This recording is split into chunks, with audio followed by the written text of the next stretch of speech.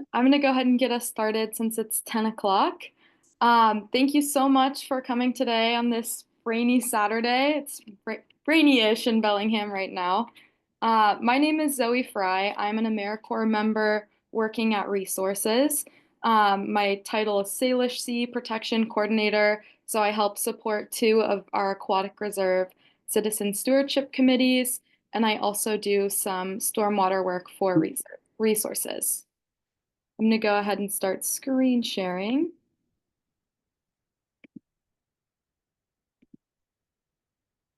Okay. Well, once again, welcome to the annual Cherry Point Science Forum. This is our 12th one, which is pretty spectacular. Just a couple reminders in terms of Zoom rules. So some reminders before we get started. This presentation will be recorded and posted on the Resources YouTube page. So if you don't want your face to be shown, just go ahead and turn your camera off. Please ensure that you are muted throughout this whole presentation, just so we don't have any background noise while our presenters are sharing their incredible information. If you can watch on speaker view, there's an icon just to the right of that bullet that describes what speaker view is. It'll just make it so that the presentation is a little more enjoyable to watch. There will be a Q&A after each presentation, so feel free to enter questions into the chat during the presentations. Facilitators will pull questions from the chat throughout the Q&A, and you can also use the raise hand function and unmute yourself, and facilitators will call on you or then you can unmute yourself. Just a quick land acknowledgement. We live and work on the ancestral homelands of the Coast Salish people, including Lummi Nation and Nooksack Indian tribe, who have lived in the region from time immemorial. We acknowledge the tribe's treaty rights as well as our responsibility to uphold them, and we are grateful for the tribe's enduring care and protection of the lands and waterways. Cherry Point Aquatic Reserve is located on usual and accustomed fishing grounds of the Lummi Nation, as well as being recognized as tribal cultural property of the Lummi Nation by the U.S. Army Corps of Engineers. Just a little bit about Cherry Point Aquatic Reserve. There's 3,050 acres of land, which is state-owned. It was designated in 2010 with a 2017 boundary change. It is located near refineries as well as near historical heavy industry areas. Key species of the Cherry Point Aquatic Reserve include eelgrass, surf scoters, orcas, and Pacific herring. Cherry Point Aquatic Reserve is an important spawning habitat for forage fish and habitat for marine birds. Just a little bit about us, Resources. Resources is a nonprofit organization based in Bellingham, Washington. We mobilize people in the Northwest Washington to build just and thriving communities and to protect the land, water, and climate on which we all depend. And then, Robert, would you like to go through this slide, or I don't mind covering it as well? You're on a roll. Go for it. Perfect, thanks. So the Cherry Point Aquatic Reserve, the Citizen Stewardship, also known as CPAR-CSC, has a mission to conserve the unique ecosystem of plants and animals and to increase awareness of the Cherry Point Aquatic Reserve. The Cherry Point Science Forum is an annual opportunity for the public to hear from scientists about the Salish Sea and ongoing monitor efforts and research. So here's our speaker schedule. We are a little bit ahead of schedule, which is always great.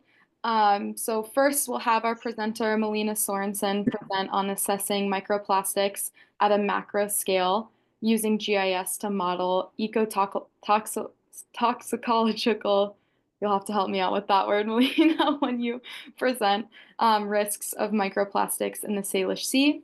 Then we'll have a 10-minute Q&A. At around 11:15, Nathan Ivey will present Urban Stormwater and Salmon, a toxic cascade through life histories in the Salish Sea, and then a 10-minute Q&A. And then we'll have a quick break for folks to get up, stretch, use the bathroom, get some water, get a snack, do what you need to do. And at around 12:20, Brittany Flittner and Haley Kennard from the Department of Ecology will present an overview of the Ecology Spills Program and the Board of Pilotage Commissioners Tug Escort rulemaking.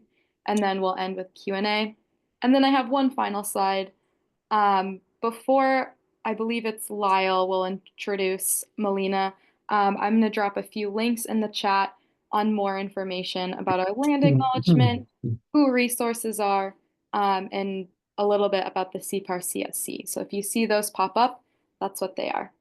Thanks for listening to me. And Lyle, if you want to take it from here. Hey, can you hear me? Yes. Okay. Yeah, I'm Lyle Anderson. I'm on the Cherry Point committee, and I have the honor of introducing Melina Sorensen, who's an environmental scientist and GIS technician driven by her passion for marine mammal conservation, environmental health, and education. Her current role involves regulatory approvals and coordination with the U.S. Navy, marine mammal protection, and ecosystem monitoring, outreach, and student mentorship.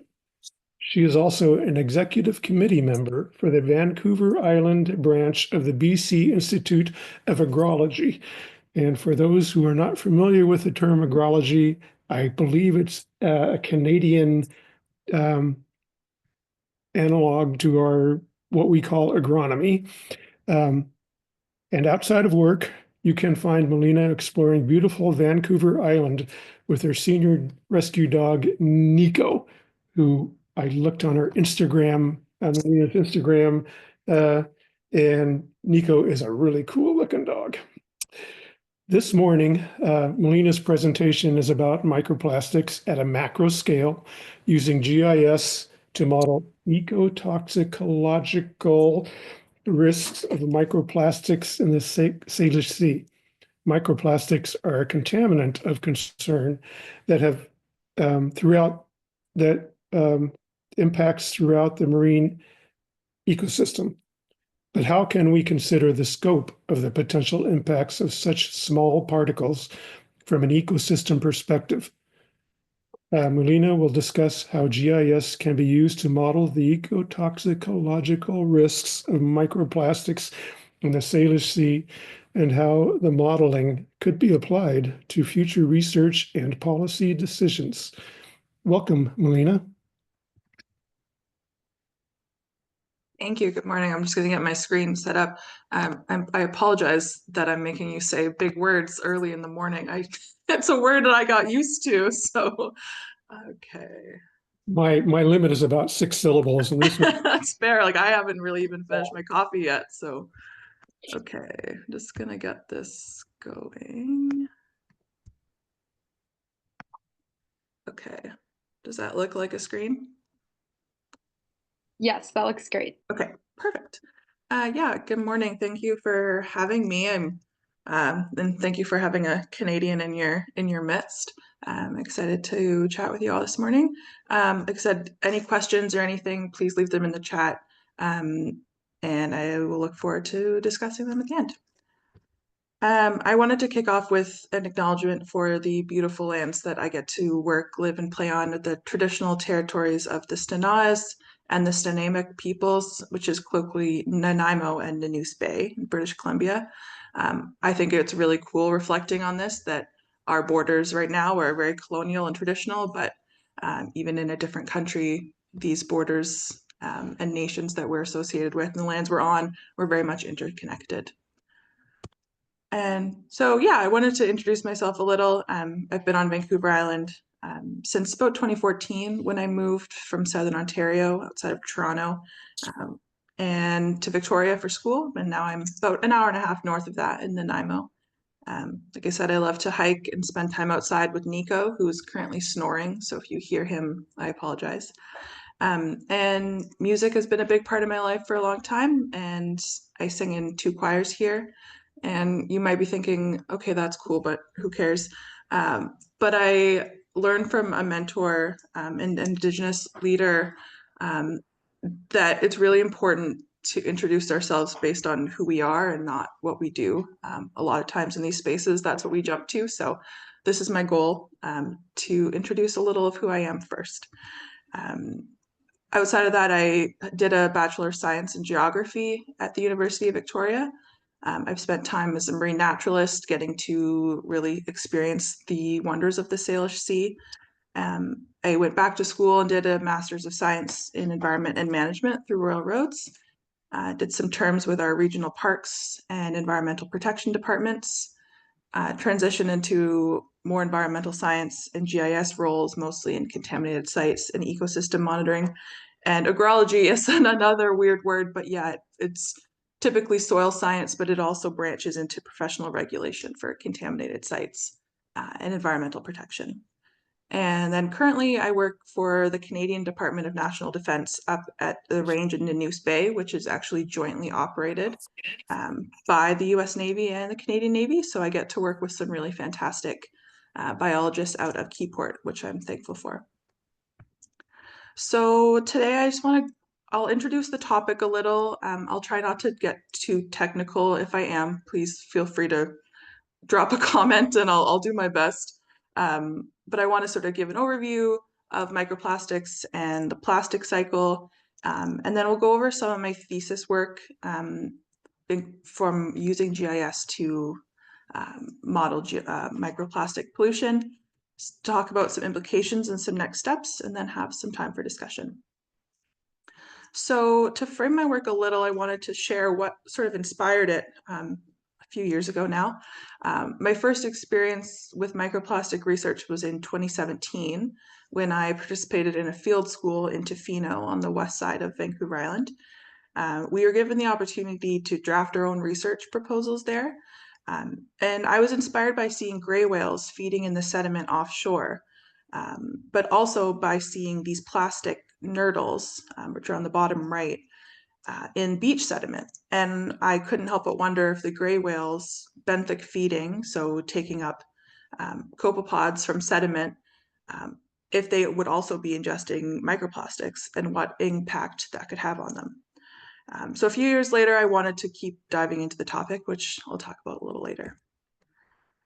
But as we know, the Salish Sea is a pretty special place. The combination of depth and exposure to winds and current patterns cause upwelling of cold, nutrient-rich waters, creating biodiversity hotspots. With over 37 species of mammals, over 170 species of birds, over 250 species of fish, and over 3,000 species of invertebrates. But like many, especially Ontario transplants, one species in particular inspired me to come to the coast and to do this research, which is the southern resident killer whale. Like I said, I got to spend about 4 years as a naturalist seeing the beauty and biodiversity of the region, but there's been a stark decline in the population of the southern resident killer whales due to many factors, including marine disturbance, habitat degradation, and a lack of their main food source, the Chinook salmon. But one factor which is receiving growing attention is the exposure of southern resident killer whales and other marine mammals to toxins, such as polychlorinated biphenyls and the negative effects that they might have on their health. Particularly this story, which is happening again, of J35 carrying her stillborn calf for 17 days, made me think about mammalian fertility and reproductive health, and how toxins that might have been shown to impact human reproductive health could also be impacting marine mammal health. So yeah, this is a snippet from when I was doing my thesis in 2019, 2020.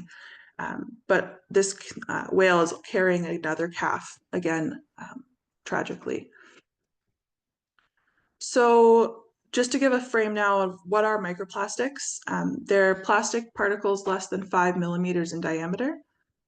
They can be many shapes, sizes, and colors, often depending on their source and their material. So a lot of red, black, blue, white. The most common are polypropylene, polyethylene, and polystyrene, but as you can see in this image, they come from a variety of sources. Now, typically when we talk about microplastics, you might hear them referred to as primary microplastics or secondary microplastics. Primary are microplastics that have been manufactured to be the size that they are. So in that other slide, the nurdles, which are used in manufacturing, microfibers in clothing, and microbeads, which are often in toothpaste and face wash. They've been banned in Canada. I'm not familiar with what the US regulations are, but these will then directly go right into waterways. Secondary microplastics, on the other hand, are broken down due to degradation. That can be through chemical, photooxidative, or light and biological processes. So these ones are not uniform, variety of shapes and sizes. So summarizing with what has been coined the plastic cycle, microplastics enter the environment directly as primary or microplastics, or because of larger sources of plastic degrading. Specifically in the marine environment, microplastics enter through wastewater and rainwater runoff from hygiene products, cleaning products, wear from tires on roadways, and clothing. During the process of plastic fragmentation into secondary microplastics, the chemicals are released into the marine environment, such as those PCBs and BPAs that we mentioned. These chemicals and many others are commonly added to plastics during the manufacturing process to enhance their final properties, but they cause a variety of harmful effects to human life and marine life. So research has made it clear that microplastics have the potential to be ingested by species of all trophic levels, including those in the Salish Sea. Specifically, research shows that microplastics not only impact species physically through digestive tract blockages, leading to starvation and aspiration, but that they are also vectors for toxicological contamination as it bioaccumulates through the marine food web. So the bottom line is that microplastics are a toxin of concern, but how do we monitor and predict the major impacts of such small particles, especially over such a large sensitive area like the Salish Sea? So this problem, in combination with my passion for marine mammal health, inspired what led to my research and my thesis. So I can share the link in the chat after, but like I said, this will be a summary of my research that was finished in 2021 and is still kind of a work in progress for developing it further. So unfortunately, like I said, I am Canadian, and I'll talk about it a bit more, but the area of focus for my research was in more of the Canadian portions of the Salish Sea. But I was seeking to meet two key objectives. The first objective was to determine the areas in which microplastics are likely to accumulate. And the second was to determine where that accumulation could cause the most ecological harm. The initial hope for this work was that it could be used to identify and understand potential risk areas, thus integrating the results into informed marine risk assessment and decision making.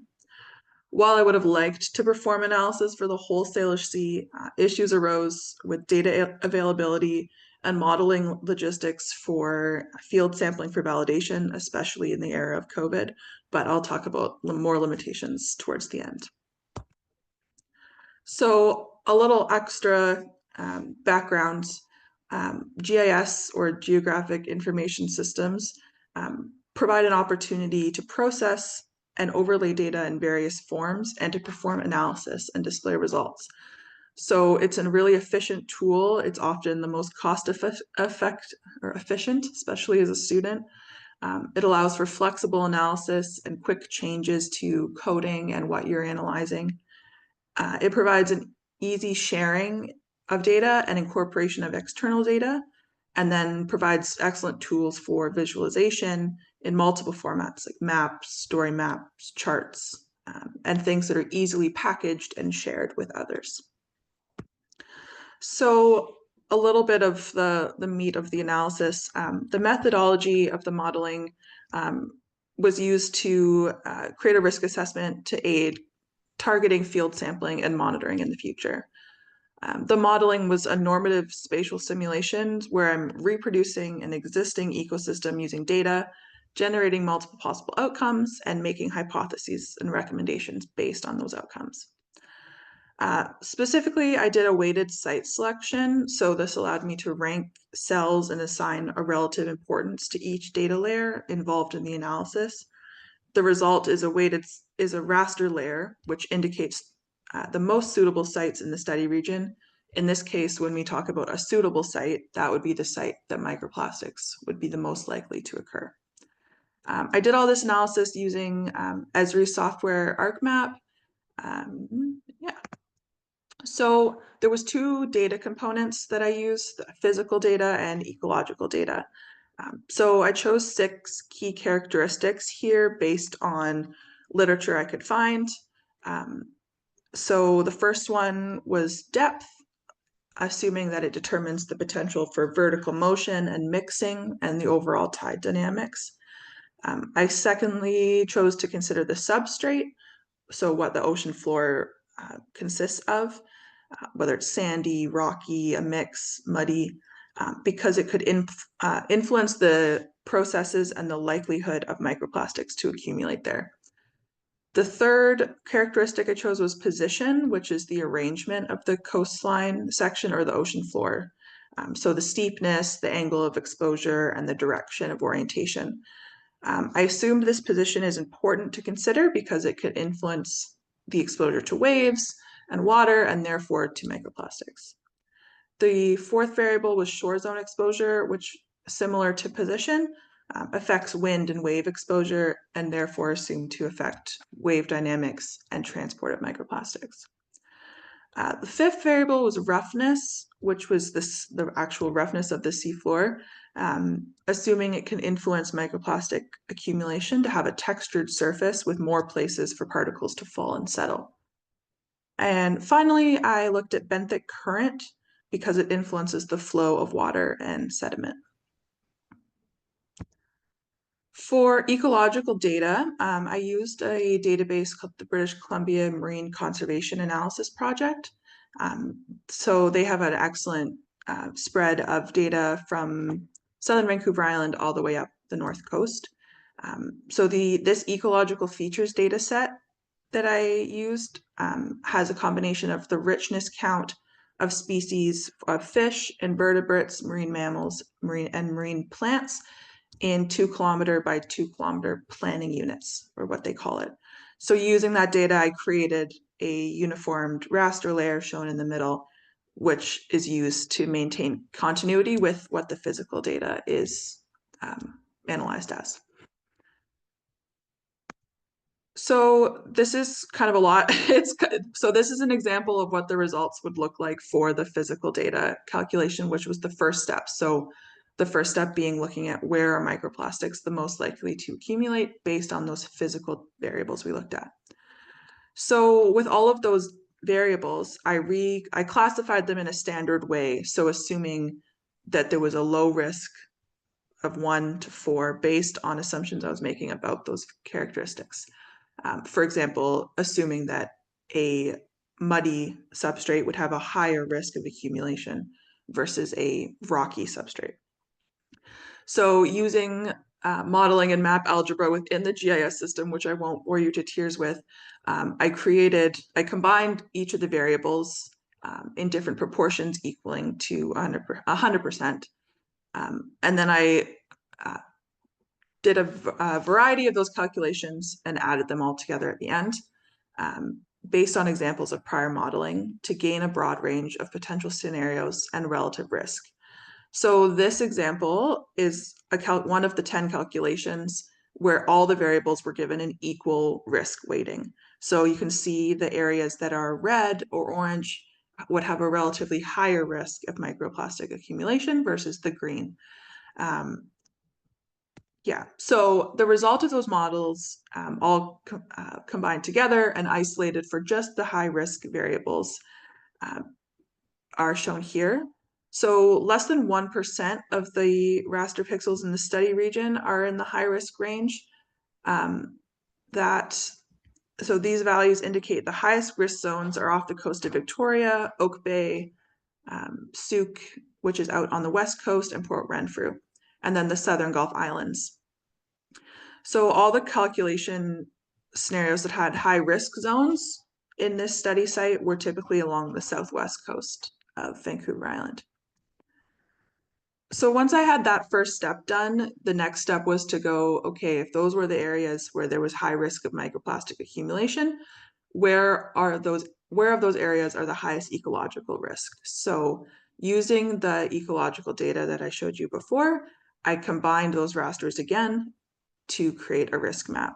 So it looks very similar to the previous one, which you'll see is a trend. So there's the higher risks in red and orange along the southwest coast, lower risks up towards Nanaimo in the middle of the strait, which is deeper, and there was a moderate ecological risk through most of the study site. So combining those together, I isolated the raster cells with the highest ecological risk only, just to show you. The risk map shows that the ecological risk is moderately high, directly adjacent to the southwest, facing the shoreline of Vancouver Island and the lower mainland of Vancouver. The areas of lowest ecological risk relatively are in the Strait of Georgia, between the lower mainland and Nanaimo, and the eastern coast of southern Gulf Islands. The areas of highest ecological risk are concentrated off Souk, Victoria, and Oak Bay, which is in the right-hand corner, the bottom right-hand corner of the study site, and Salt Spring Island. So putting these together, you can see that they're very similar, the modeling results. And they made sense, especially off of the southern coast of Victoria. This is a really high, that bottom right part of the screen is a very high call out area for pinnipeds, seals, sea lions, and also along the San Juan Islands and off that south coast, there's a ton of salmon and then marine mammal activity, so humpback whales and killer whales. But moving into that, in my discussion, in my report, I looked at what I called ecological regions of concern, like I said, so Strait of the Juan de Fuca area with Port Renfrew, Souk and Race Rocks Ecological Reserve, like I mentioned, which has the high density of seals and sea lions, off of Victoria and Oak Bay, and then the Maple Bay and Salt Spring Island, which is towards the top. So things I considered and discussed in the report are where salmon stream estuaries are along the coast, pinniped hollow areas, eelgrass meadows and kelp beds, which could lead to a higher density of marine life in the area, shellfish harvesting areas, so where people would potentially be ingesting microplastics through shellfish, and others. So looking at that, for example, on the left here is a map of Pacific salmon spawning streams within the study area. So that was a key consideration of where there could be ecological risk. So if we look at, let's see if this works. If we look at this area here, where there's a big conglomeration of salmon spawning streams, that is also right in the similar area to where there's an ecological risk and high concern. Or in Port Renfrew here, there's a big estuary and where a lot of those salmon spawning streams run into the ocean, which is also an area of concern. And then of course, I really considered how those dynamics would impact southern resident killer whales. So if there's a risk of microplastics entering the ecosystem, right, where there's a lot of salmon, specifically Chinook salmon, which are a key prey source for southern resident killer whales, thinking about that likely risk of accumulation of microplastics. So like I mentioned, there was a series of limitations, and there still are in this report. Please don't take this as perfection or a model to use right away, because it does require another look, as I was a student and had a variety of limitations along the way. So during the COVID-19 pandemic, there were limited opportunities to conduct field sampling and to do a crucial step in the modeling process, which is validating the model. My hope was to be able to go out into the field and collect samples of sediment and see if there were microplastics in the sediment. That was also a factor in limiting my study area, because planning to travel to the United States to do that sampling would have been extra not allowed during COVID. So, and additionally, like I said, developing a methodology with the application of GIS tools involved decision making and assumptions based on the best available knowledge at the time. I've been starting to get back into the work to maybe develop a next step. And luckily for this field, within the last 4 years, there's been excellent advancements in microplastic research, some really brilliant work, especially out of U of T, and also, or sorry, that's the University of Toronto, and also developments in GIS capabilities. So this is an exciting field in that there's always applications and always ways to learn and develop. And then like I said, the actual definition of a model is a conceptual representation of a system of ideas, events, and processes. It is not always going to capture what is actually happening. Models can't include all possible data or scenarios, storm surges, changes with climate change, any long list of variables. By nature, my models are approximations and simplifications of reality, so predictions need to be made with caution, and you can never be 100% sure of the accuracy when using data you did not collect, maintain, or organize yourself. And I did want to sort of zoom out and then back into more of the area where most of you are tuning in from. So these are some overviews of ocean currents and circulation within the Salish Sea. This photo on the right is kind of twisted. So if you turn your head, it'll look like how you are used to seeing it. But the question often comes up of where are microplastics coming from? Where is plastic pollution coming from? And if we zoom out and think about the Great Pacific Garbage Patch, the huge ocean circulation systems, and a tiny particle, it is easily going to be washed from one end of the world to another. Microplastics are all within our ecosystem.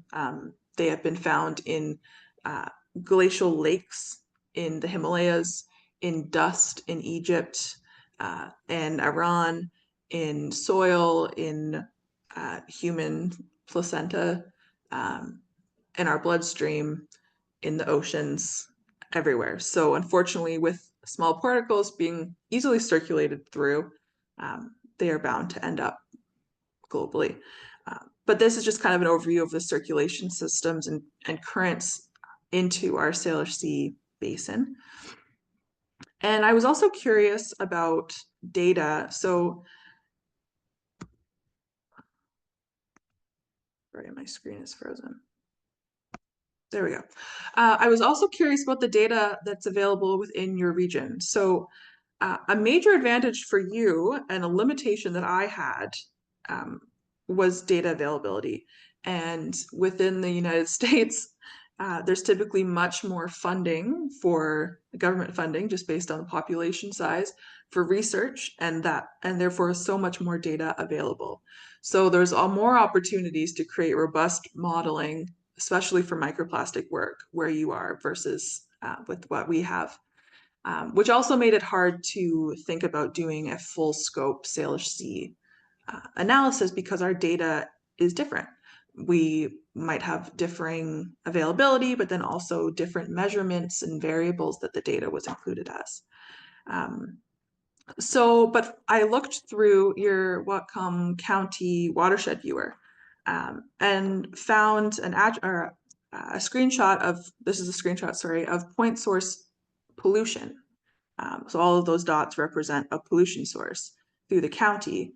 On the data portal, there was an attribute table which gave a little more details, but there was many of these that were associated with stormwater and runoff, which, as we discussed, can often be a way that microplastics enter the marine environment through runoff through hygiene products, laundry, and also through construction sites, tire wears, etc.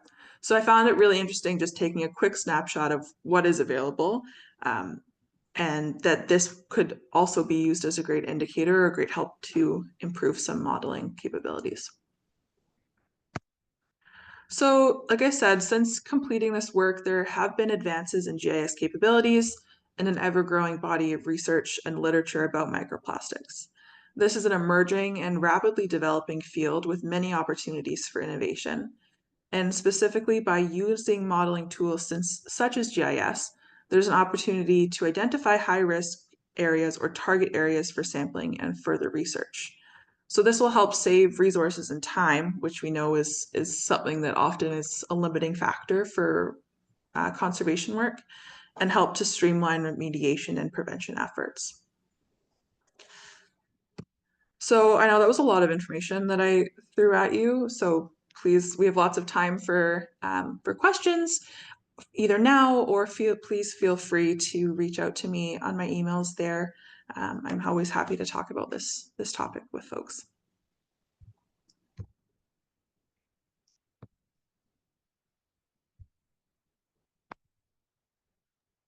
Thank you so much, Melina. That was a really interesting presentation.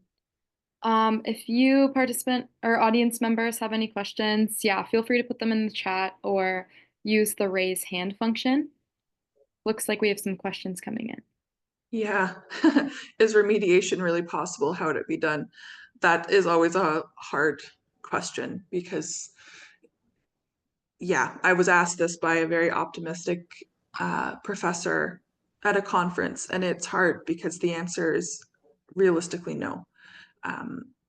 It is so embedded in our ecosystem, but I think what the focus needs to be is reducing the inputs into the system.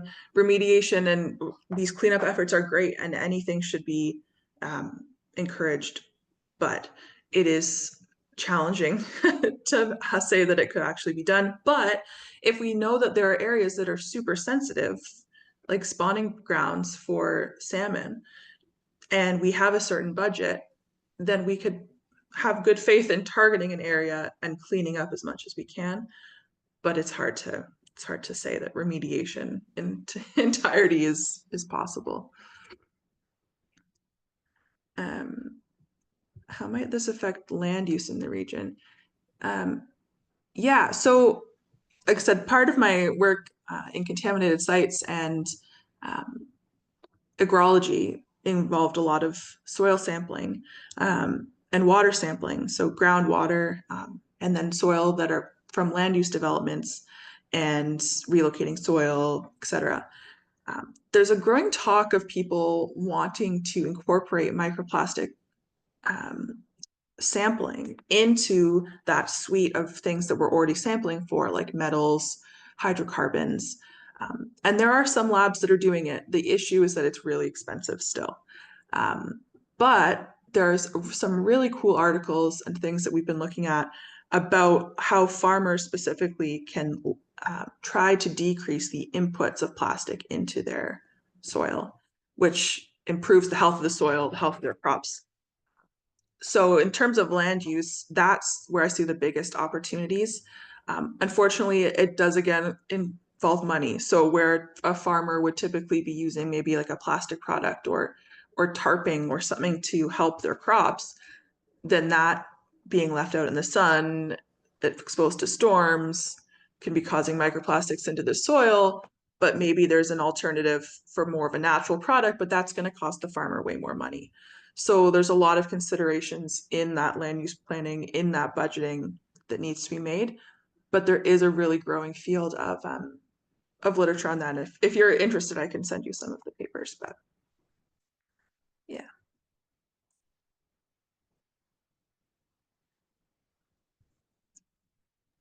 Any other questions for Melina? You can use the raise hand function or unmute yourself if you feel more comfortable doing that than putting a question in the chat.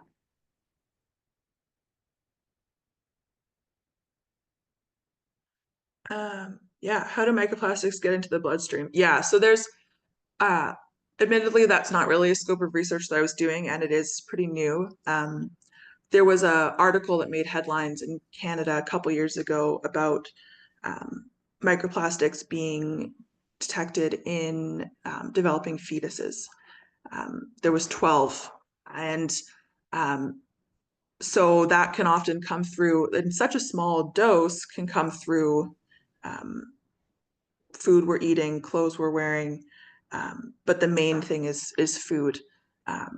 So the actual particles themselves, and then the potential biomagnified toxins coming with that.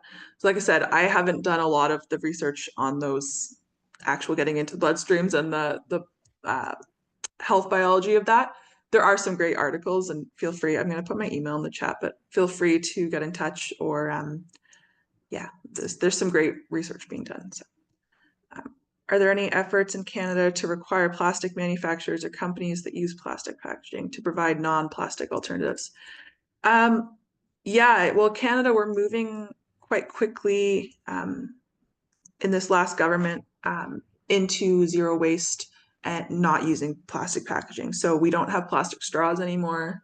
A lot of like I said, those micro beads and small particles are no longer allowed.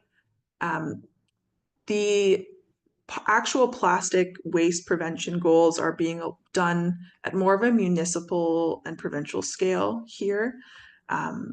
For example, on Vancouver Island, when I first moved to Nanaimo, it was still allowed to use plastic bags, versus in Victoria it wasn't. And a lot of companies in Victoria they're no longer allowed to use plastic for takeout containers. In terms of actual Canada-wide manufacturing, I'm not sure what the regulations are. I think what it is now is it's just being phased out. So what that means for plastic manufacturers, I don't know. But it really varies from province to province, from municipality to municipality.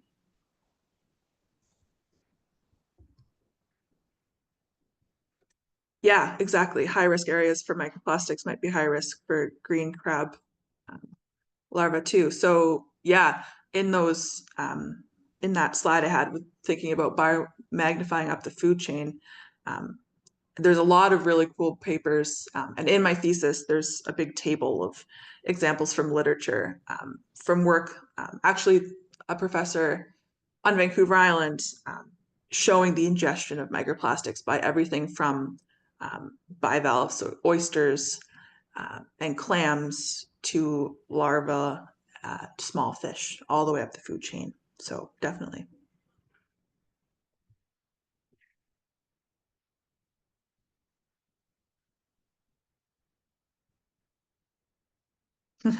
Any suggestions on combining BC and US data? Yeah, I mean, that's a huge limitation. And like, so we're saying, like, it's so arbitrary, our colonial boundaries and our borders, when we're all dealing with the same concerns, right? We're all people in and around the Salish Sea that have the same passion and concern. So I think that there should be work done to create, groups such as this are at the forefront of being able to create those collaborations and those meetings and those data sharing options.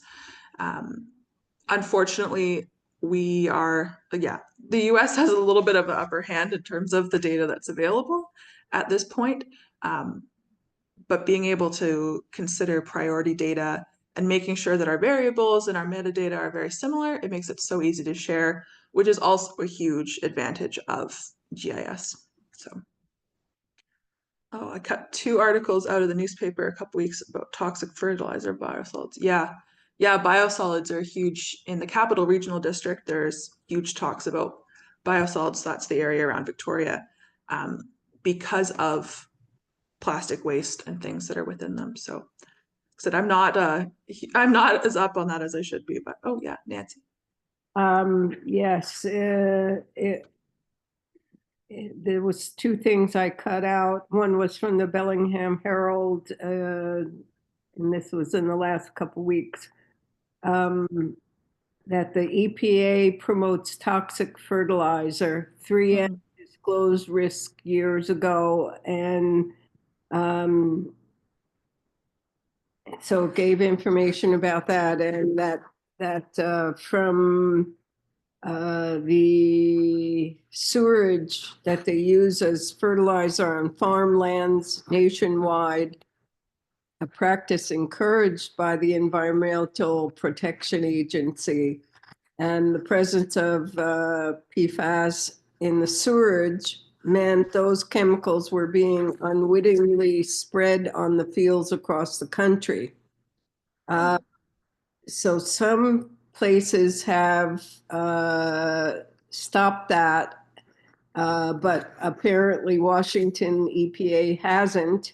And then at the same time, under public notices, the Department of Ecology will issue the final statewide general permit for biosolids management on January 2nd, 2025. Oh, And so, you know, at the same time, you're having some that are helping, there's others that are still promoting. So it's really difficult. yeah.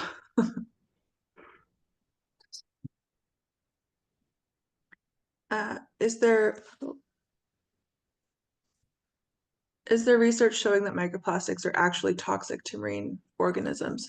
Yeah, so there's research with the microplastics and specifically with the toxins that they have accumulating with them. So the PFAS, the PCBs, the BPAs, those are endocrine disrupting chemicals and are linked to changes in weight, birth weight, fertility. So while the actual microplastic might move through the animal, the toxins that came with it can have impacts, and especially to small organisms, and then as they accumulate up the food web. Again, there's a good table in my thesis that I'm happy to share that has sort of a summary of all of that research, but it's pretty scary stuff. Kim, I keep plastic out of my compost, but it gets through somehow. Stuff's everywhere. How do we stop using it? Yeah, I know it's hard. And then you think of places like hospitals, right? Plastic is an innovation. It's something that is keeping people safe through single-use options. Even doing contaminated sites work, I was often shaking my head because a lot of times the standard and the way that is keeping the samples good and accurate involves a lot of plastic bags, a lot of gloves, sometimes plastic containers, often glass containers for certain parameters, but it's kind of part of the way it is. And if we were to tell our clients that the cost would be twice as much because we're going to use all glass and reusable materials, they wouldn't like that very much. So that is unfortunately a really big factor right now, as we all know, is the cost of goods, the cost of everything. And especially now if somebody's just struggling to get by, telling them that they can no longer use a plastic bag for their lunch and they have to buy a $20 set of containers might not be the easiest thing to do. So that's my also no answer needed thing. It's the whole system that is really hard to change. Plastic is great and used for a reason.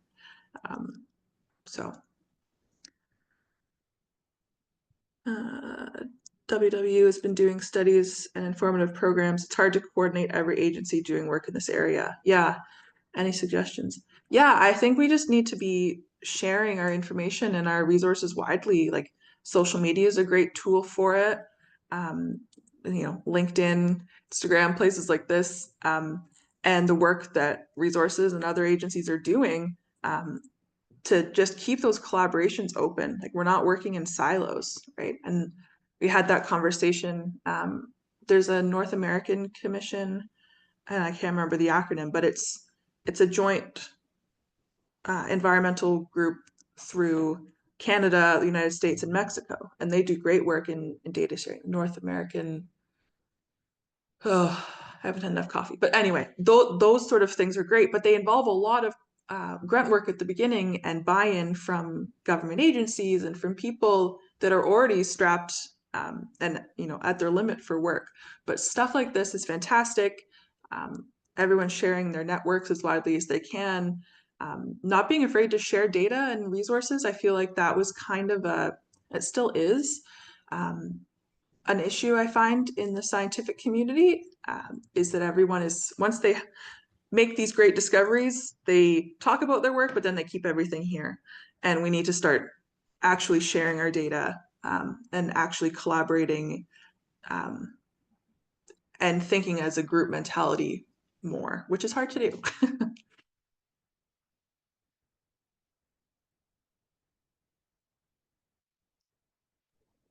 Okay, well, thank you so much, Melina. I think we'll go ahead and move on to our next presenter. Robert, if you want to go ahead and introduce Nathan, that would be wonderful. Sure. I'm going to just borrow a minute of time just to welcome everybody again and say thanks for coming out on this Saturday. My name is Robert Kay, and I'm a member of the Cherry Point Citizen Stewardship Advisory Committee. Zoe's going to tell you more about that later, but I'm just going to take a second to say that on behalf of the committee, thanks very much to Zoe for all of her hard work, and also to Resources for making this system available and all the great stuff they do to help us. I also want to thank DNR because the committee wouldn't really be in existence without the whole system, and it's a great thing for us, for the community. We are just a group of people that are formed this or participate in this committee. We do some interesting field work. We have a marine bird survey. There are intertidal studies. There are things that I'm not sure what Zoe's going to talk about when she talks about, but I just want to say, I'll make a little pitch for if this is something you think you might be interested in. We're always looking for new members. Some of us are Western Whatcom Countyites and live near Cherry Point, but many are Bellingham and East Side. And so we're not limited in terms of geography if you're interested. We would encourage you to think about participating. It's a good group, and it's laid back and fun. And you can contact Zoe if you're interested. And finally, I just can't let this time go by without a shout out and a huge thank you to Bertie Davenport. Bertie Davenport, I won't go into any detail, but Bertie Davenport has been the coordinator of the Aquatic Reserve Program for DNR for many years. She's a tireless advocate for our issues, and I just want to thank her for all of her hard work over the years. And Bertie, we are all sincerely going to miss you, but I know you're just having a change in what you're going to do, and life is going to go on, and we just wish you the best. So, Thanks so much. Thank you. Sure. I couldn't let that go by. Sorry. Appreciate that. So it's now my great pleasure to introduce Nathan Ivey.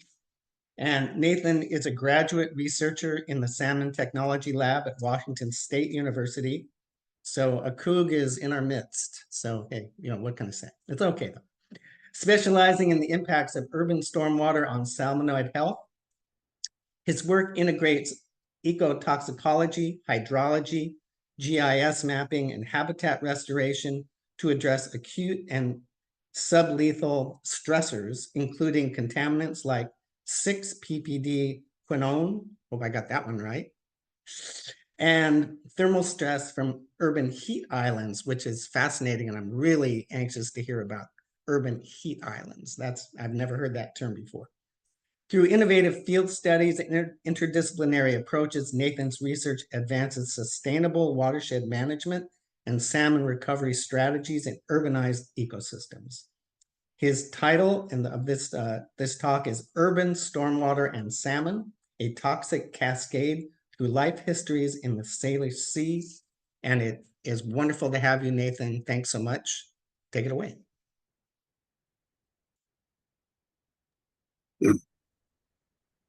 Thank you for the introduction. Let me get my screen set up here, and let's get this started. Okay, so, well, good morning, everybody, and thank you for being here. The Salish Sea is a significant and ecological and cultural region that's facing a cascading crisis from silent and often overlooked threats of stormwater in urbanized watersheds. And today in this talk, we'll kind of dive into some of the science and the implications of this ongoing crisis, drawing heavily upon the research that we're conducting at WSU's Aquatic Ecotoxicology Research Lab. Now, salmonids are a passion for me. I'm not just as a researcher, but as a fly fisherman and a father. And protecting these iconic species isn't just about the science. It's about ensuring that my daughter and future generations, your kids, can experience the same thriving ecosystems that we are cherishing today. And so I guess you could say that my work is really driven by urgency and collaboration with impacted communities, and a very deep commitment to bridging science and stewardship to make a real difference for salmon and their habitats. Now, I want to give a big shout out to my research partners and supporters at WSU, the Center for Urban Waters and UW Tacoma, USGS, the Washington Stormwater Center, Puget Sound Partnership, a primary funder of ours, and King County. Additionally, an enormous thank you to an incredible citizen science group that I've had the privilege of working with at the Miller Creek Community Salmon Investigations at Highline.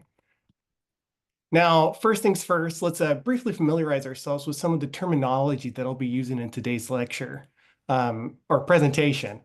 So starting off with salmonids. When I refer to them during this presentation, I'm generally talking about the anadromous species found in the Sound. So that's like Chinook, chum, coho, sockeye, pink salmon, and of course, steelhead. Now, many salmonids are anadromous, meaning that they hatch in fresh water and migrate to the ocean to grow and return to freshwater to spawn. But, salmonids are far more than just fish. They're keystone species in ecological, cultural, and even economic systems in the Salish Sea. And as a keystone species, salmon play a really important role in stabilizing ecosystems. But what does that really mean? So I want you to think of a keystone in an archway as pictured here. It holds the entire structure together.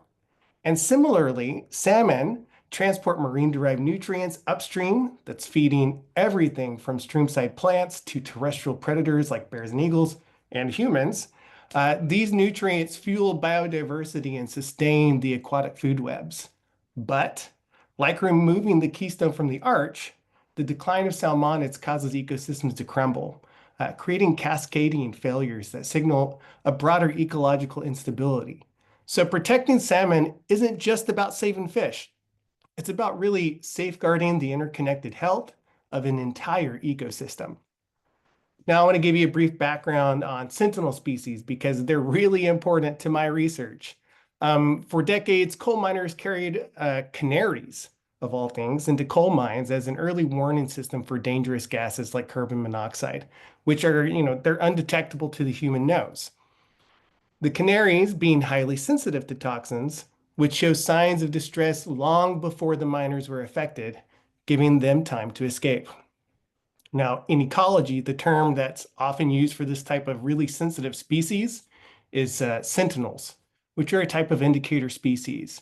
And these are organisms that detect risk to humans or other species by acting as an early warning system for environmental hazard. So coho are the canary in the creek bed, all right?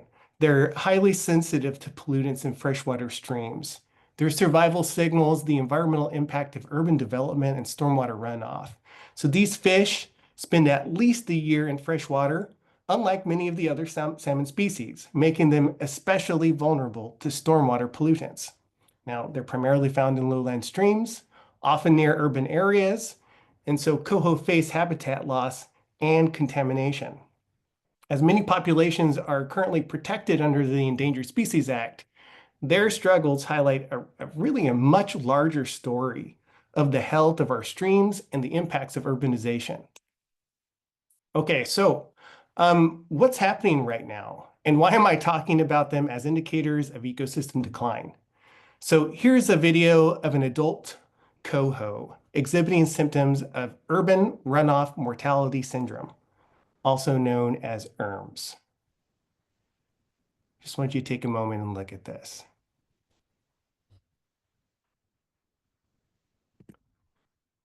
And here, this clip shows a fresh, dime bright coho. But what's happening here and what really causes this ERMS? So, urban runoff mortality syndrome occurs when coho enter streams that are contaminated with untreated stormwater. And as adults, they become sick and die before reproducing, which severely impacts populations. Symptoms include surfacing, swimming, gaping, fin splaying, loss of equilibrium, and spiraling, and always ending in death. No fish has ever recovered once these symptoms appear. So when we first observed this over 2 decades ago, researchers promptly launched studies and discovered that this phenomenon is both widespread and recurrent. Now, these behaviors often culminate in high mortality rates, sometimes wiping out entire runs of coho that are exposed to these stormwater pulses. However, it was only a few years ago that we really identified the specific substance in the water responsible for this. So every time we brake, accelerate, or turn, tiny particles from tires are shed onto road surfaces. These particles contain 6-ppd, which is a chemical used to prevent tire cracking. And when it reacts with ozone, it forms 6-ppd quinone, which is a highly toxic compound. And during rainstorms, 6-ppd quinone is mobilized from roadways, carried by stormwater runoff, and enters into nearby streams. Now, even at trace levels, it is lethal to coho salmon, making stormwater an invisible but deadly pathway for this pollutant into aquatic ecosystems. But how is this really impacting coho? So Stephanie Blair, a PhD student in our lab, is studying how stormwater affects the brains of juvenile coho, the juvenile coho. Now, her research shows that harmful chemicals like runoff, specifically 6-ppd quinone, can break down the brain's protective barrier. This allows toxics to enter the brain, causing severe symptoms like disorientation and the erratic swimming that we just saw, which led to their rapid death. Now, these findings help explain how stormwater runoff causes these high mortality in coho salmon during storms. Now, on the return leg of their migration, adult coho salmon typically spend 2 weeks up to 2 months in streams. This time is dedicated to navigating to their spawning grounds, constructing redds, and completing spawning. However, the exact duration can vary depending on stream conditions, migration barriers as well, and of course, individual energy reserves. Now, adults are rather sizable. We're talking 61 to 76 centimeters. It's approximately 24 to 30 inches in length, making them really easy to spot in a stream when they're symptomatic. Now, on the other hand, juveniles spend 12 to 18 months in freshwater streams before migrating to the ocean as smolts. Now, this starkly contrasts with a few weeks that adult spawners remain in streams. This prolonged exposure of juveniles to stormwater contaminants compared to adults makes juveniles significantly more vulnerable to what's called chronic toxicity, like long-term, and cumulative ecological stress in urbanized watersheds. Now, at 1 year's age, juveniles are a fraction of the size of adults, coming in at 6 to 8 centimeters in length, or approximately 2 to 3 inches. And their really small size, coupled with their camouflage, makes them extremely difficult to detect in streams. Now, our research team has received anecdotal reports of juvenile mortality after rainstorms in urban impacted streams within the Fraser River watershed near Vancouver, BC. But we had no real concrete knowledge of this happening here in the Seattle area. So juvenile research conducted in our labs, though, has confirmed that the LC50 values of 6-ppd quinone are less than 100 nanograms per liter.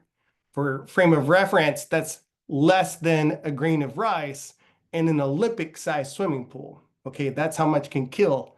It doesn't take much, all right? And a first-order stream located within the Burien and Normandy Park area has shown environmentally relevant concentrations of 6-ppd quinone that surpass that concentration during spring storms when juveniles begin to outmigrate. Now, we hypothesize that roadway runoff during spring storms, including 6-ppd quinone and other contaminants, causes acute mortality and sublethal impacts in juvenile coho.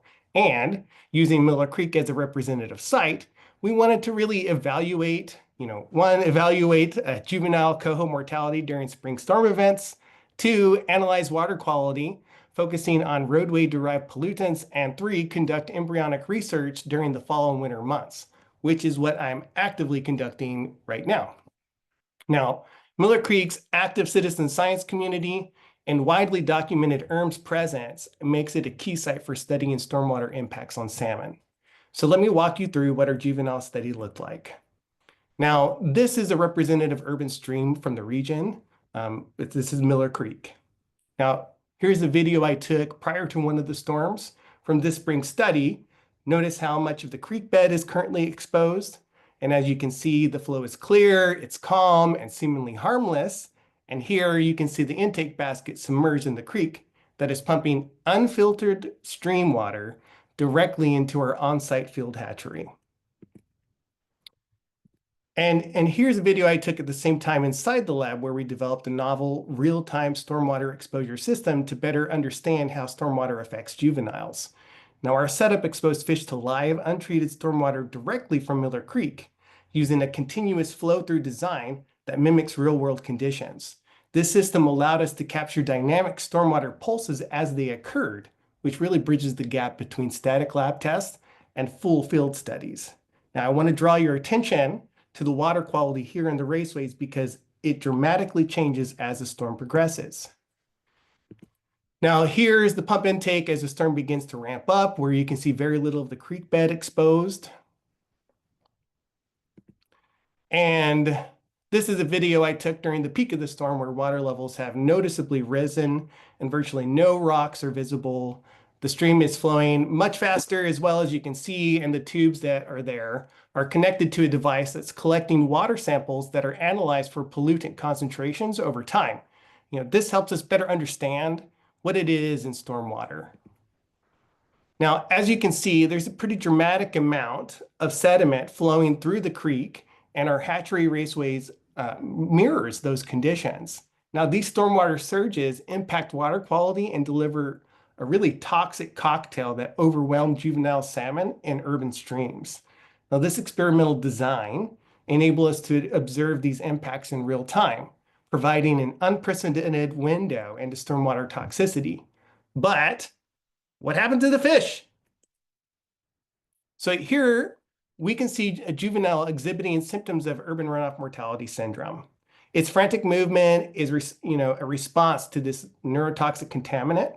It says 6-ppd-quinone, and the chemical transformation product from the tire particle that I mentioned. So this behavior is not unique to one fish, but represents a really widespread phenomenon at this critical life stage.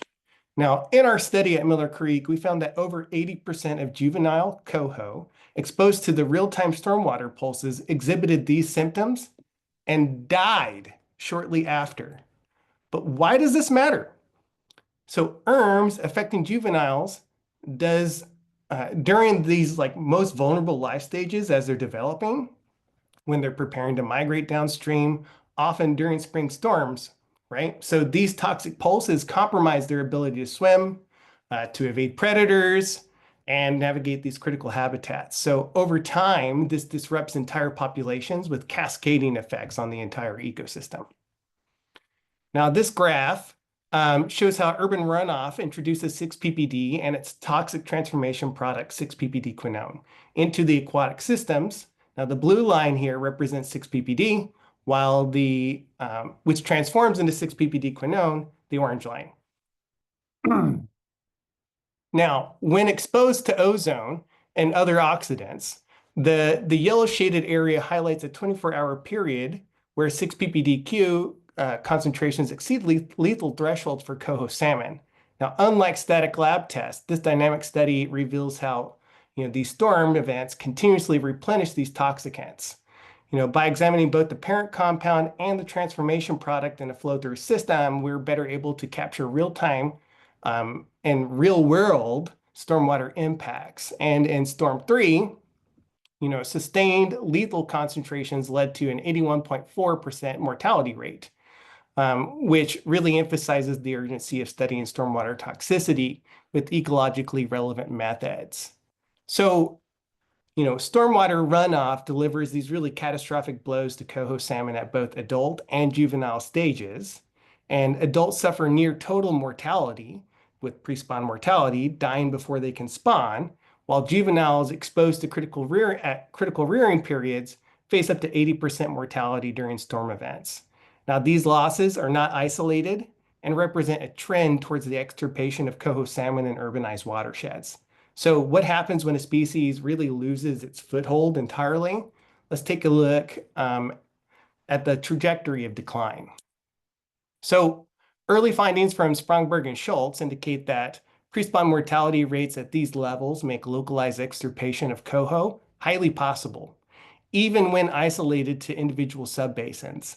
These losses dramatically reduce the overall resilience of metapopulations, potentially driving coho towards extinction. And urbanization has intensified stormwater runoff, carrying pollutants like 6-ppd quinone, heavy metals, and microplastics into aquatic systems. Now, roads and increased traffic amplify habitat disruption and ERMs in salmon. These contaminants don't disappear, okay? They transform or bind to sediments, creating cycles of exposure that magnify ecological stress and threaten biodiversity. Now, this issue has only really intensified with the pandemic-driven e-commerce boom, which has added more vehicles and road runoff, which overwhelms natural filtration processing. Now, here is a picture of the lower Duwamish River, which was once a winding river surrounded by expansive wetlands and mudflats, thriving as a part of a dynamic ecosystem. It really supported a lot of different type of habitats for fish and wildlife. And these natural bends and curves that you see here slowed down the flow of water, reduced erosion and flooding, while creating calm areas for fish to rest and spawn. These curves also spread water across adjacent wetlands and floodplains, which really helps support a rich diversity of life. However, as industrialization took hold, this natural environment was drastically altered, setting the stage for the dramatic changes to come. So it was straightened and deepened to accommodate shipping needs, replacing its natural bends with factories and shipping yards. Now, this transformation destroyed approximately 97% of its original habitat. This is turning it into a heavily engineered channel at the expense of its ecological richness. Now, while the modifications surely improve navigation, they left a legacy of lost habitats essential for wildlife. Okay. Now, this slide compares the historical meandering Duwamish River to the highly channelized version that we see today. And, so channelization increases flow velocity. It reduces refuge areas for salmon and forces them into expending more energy during migration. According to Vols et al. 2014, avoidance of high velocity gradients results in delays up to 8-fold. With fish susceptible to, let's see here, with fish traveling 3.5 times further to avoid these conditions. This dramatically increases energy use, making salmon more susceptible to stress, illness, and mortality before reaching their spawning grounds. So I want you to just take a moment, and can you spot any of the other differences here?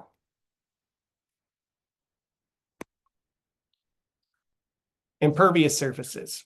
So roads and stormwater systems might seem efficient, but they bypass the soil's natural abilities to slow and absorb water. Instead of the gradual infiltration, rainwater rushes straight into the streams and rivers. And what's the result? So streams respond faster, peak flows rise higher, and the system becomes what's called flashy. But with every flash flood, erosion worsens, habitats are disrupted, and the balance of the watershed is pushed further out of sync. So urbanization ultimately is rewriting the rhythm of our watershed with the toxic consequences of 6-ppd quinone and other tire wear particles cascading downstream. So in natural systems, however, Rain infiltrates the ground. Like I was saying, it replenishes the groundwater and maintains the stream flow. But these urban areas where impervious surfaces like the roads and parking lots, they're going to block that infiltration, which creates a really dramatic increase in this overall runoff. And here's a little diagram for comparison. Now, this increase is going to exacerbate the amount of pollutants and erosion and that's occurring. And it's going to disrupt the flow of the natural healthy ecosystem, right? So it's going to be shifting the water cycle and creating conditions that are only going to amplify stormwater impacts. Now, let's see here. The road effect zone illustrates, so Goldfarb 2023 here, he talked about the road effect zone. And how infrastructure fragments ecosystems on a really massive scale. So roads, which occupy just 1% of the land, disrupt 20% of the ecosystem by severing migration pathways, altering stream flows, and introducing pollutants. So this map here shows the vast network of the roads in the Salish Sea region. And this is the road effect zone, a landscape that's been dominated by the reach of urbanization. While we traditionally think of roadkill as physical collisions, the reality is far broader. Roads indirectly kill salmonids by introducing stormwater pollutants, disrupting stream habitats, and fragmenting migration corridors. For salmon, the road effect zone represents a really expansive threat where impervious surfaces drive these toxic runoffs and also channelizes streams, which amplifies energy costs and reduces their overall chance of survival. Now, for Washington's salmonids, these disruptions are compounded by over 20,000 culverts statewide, blocking access to more than 5,000 miles of habitat. But physical fragmentation is only really half of the story. Urban runoff introduces what are classified as chemical barriers with the 6-ppd quinone, PCBs, and PAHs, which transform these reconnected habitats into lethal traps, commonly referred to as ecological traps. And when addressing kind of these dual barriers, fragmentation and toxicity, is it critical to ensure that the survival of species like coho and chinook is something that we want to care about?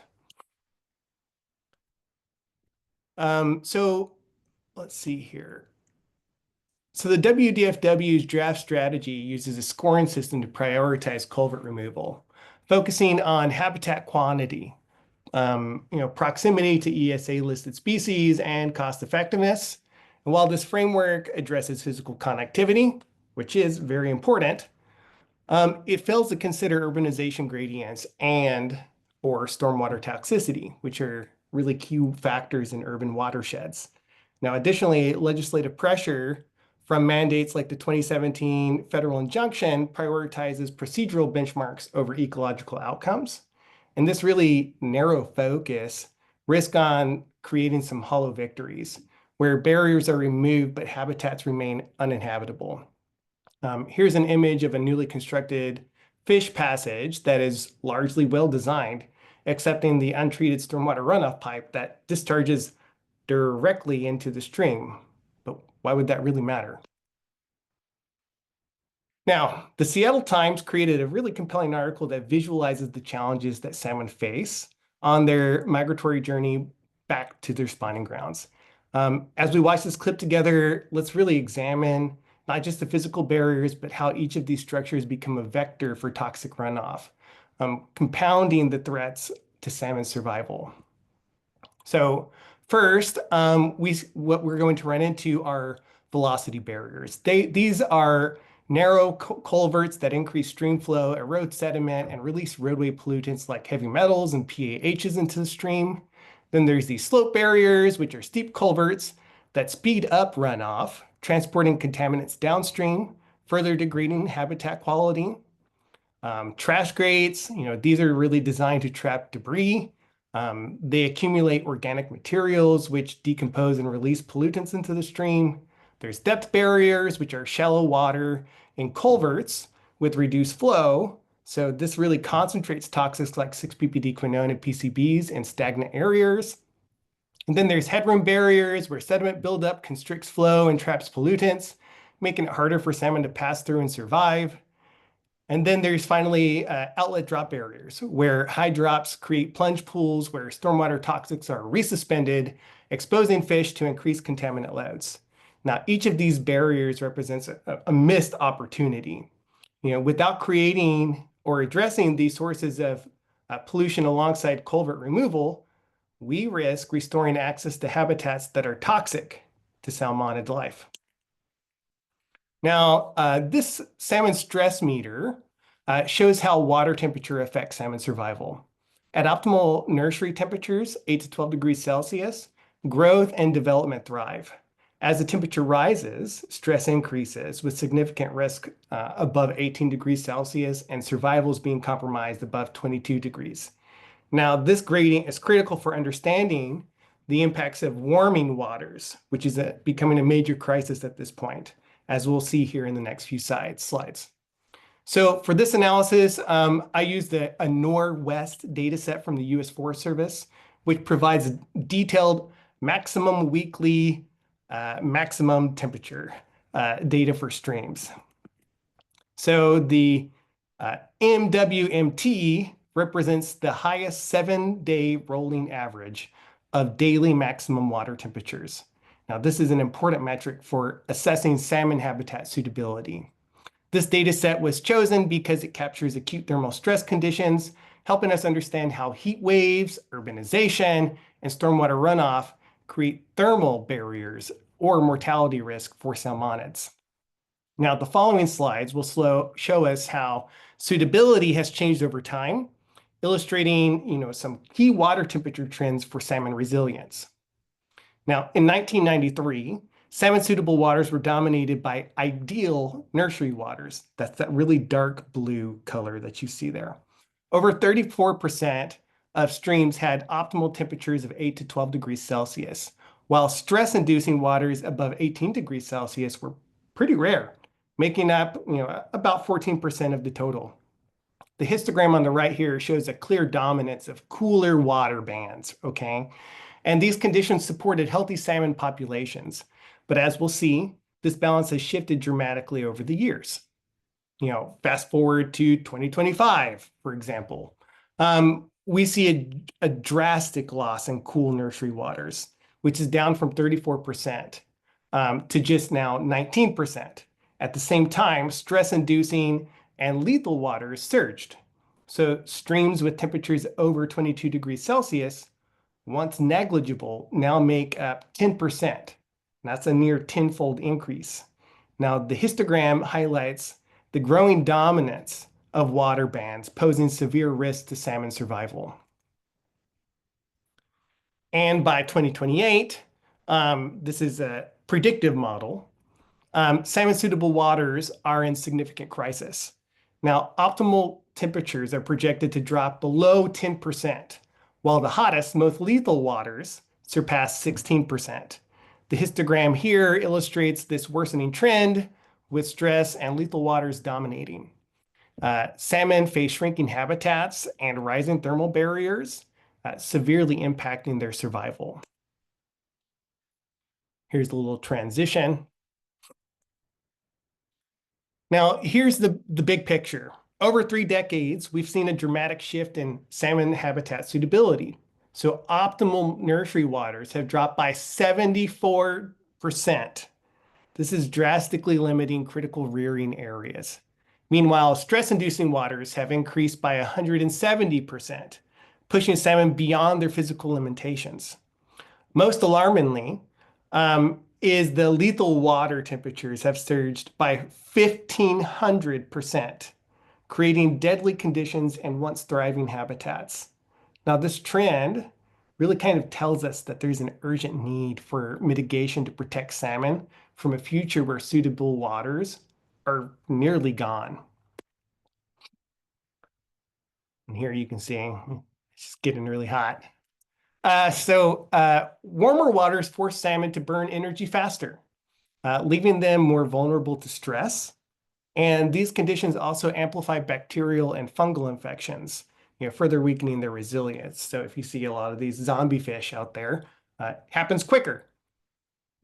As salmon migrate, the combination of exhaustion and infection often results in death before reaching spawning grounds. And for those that do survive the journey, the stress reduces their capacity to tolerate toxicants, compounding the impacts of polluted waterways. Now, this cycle shows us that there's a really kind of a critical intersection of thermal and chemical stress on salmon survival. Okay, so I ran a pilot study last year as well. And let me just talk about it real quick. So the stormwater in urban areas carries like this superheated water from impervious surfaces. This is what's classified as the urban heat island, right? So this is the exact opposite of what happens in a natural setting. So if you go out into the wild and it rains, the stream temperature is going to cool down very quickly. But in an urban setting, it's the exact opposite because these impervious surfaces, roads primarily, buildings, roofs, etc., they superheat. They get superheated by solar radiation. And so whenever rain lands on top of them, it dramatically and very quickly warms that water up. And whenever it begins to pool and doesn't have anywhere to penetrate or filtrate down, where does it go? It washes off into the streams and creates kind of a sudden and extreme thermal spike in streams. So these rapid changes, known as thermal shock, occur when water temperatures increase by 4 degrees Celsius or more in under 24 hours. Now, this is something that dramatically overwhelms salmon physiology. And in my pilot study, we exposed juvenile coho to 6 ppd quinone under both acclimated and thermally shocked conditions. And mortality increased by 132.56% in fish that were subjected to thermal shock, showing just how flashiness amplifies toxic effects. This was a pilot, and it shows that the lethal synergy between urban heat islands, stormwater flows, and chemical contaminants. And so this thermal shock isn't the only challenge, okay? So channelization, this is what confines the flow, increases the velocity, and prevents refugia in side channels. You have the rising temperatures that we've been talking about, which really are driven by urban heat islands and climate change, which reduces oxygen in the streams and push salmon beyond their thermal tolerances. Then you have culverts, which create physical and chemical bottlenecks. This really concentrates contaminants and delays migration. And then you have impervious surfaces, which, these are the things that are accelerating runoff, delivering pulses of toxic stormwater directly into the stream, like what we saw with the picture of the culvert that had just recently been put into place. But together, these amplifiers compound stormwater toxicity, creating a really lethal cascade for salmon in urbanized watersheds. So I want to real briefly touch on some of the ongoing research, and then I can answer some questions with the remaining time that we have. So right now, we're currently conducting research on embryos in Elvin, making our work at Miller Creek the largest and the longest ever chronic stormwater exposure study on developing salmon. And here you can see this is a really beautiful,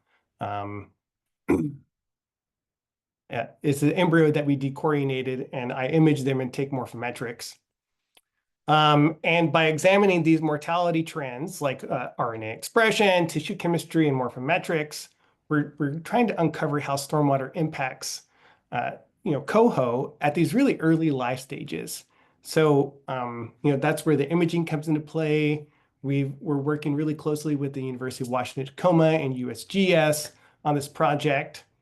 And then, this research is really supported by the dedicated efforts of the community salmon investigations at Highline Community, this really excellent citizen science group that's very well known for how active they are in salmon conservation and recovery.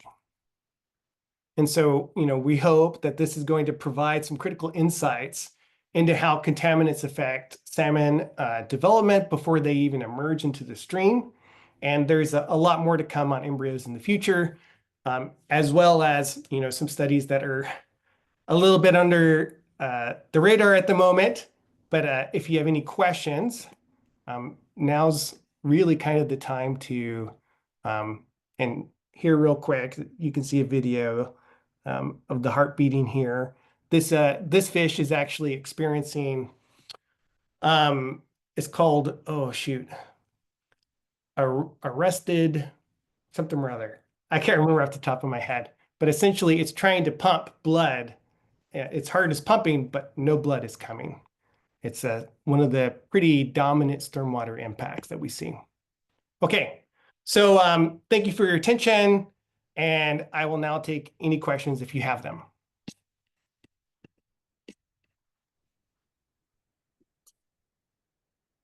Okay, I see D. Brady Green's question here. How do you get mid-1800s map of the lower Duwamish River? Ah, great question. So this was created by the Burke.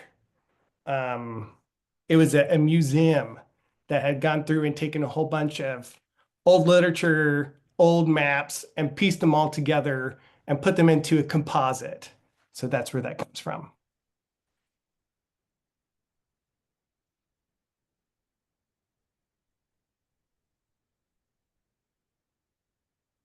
Does anyone else have any questions? Thank you so much, Nathan. Oh, Nancy, you go ahead. I have a question, but go ahead, Nancy.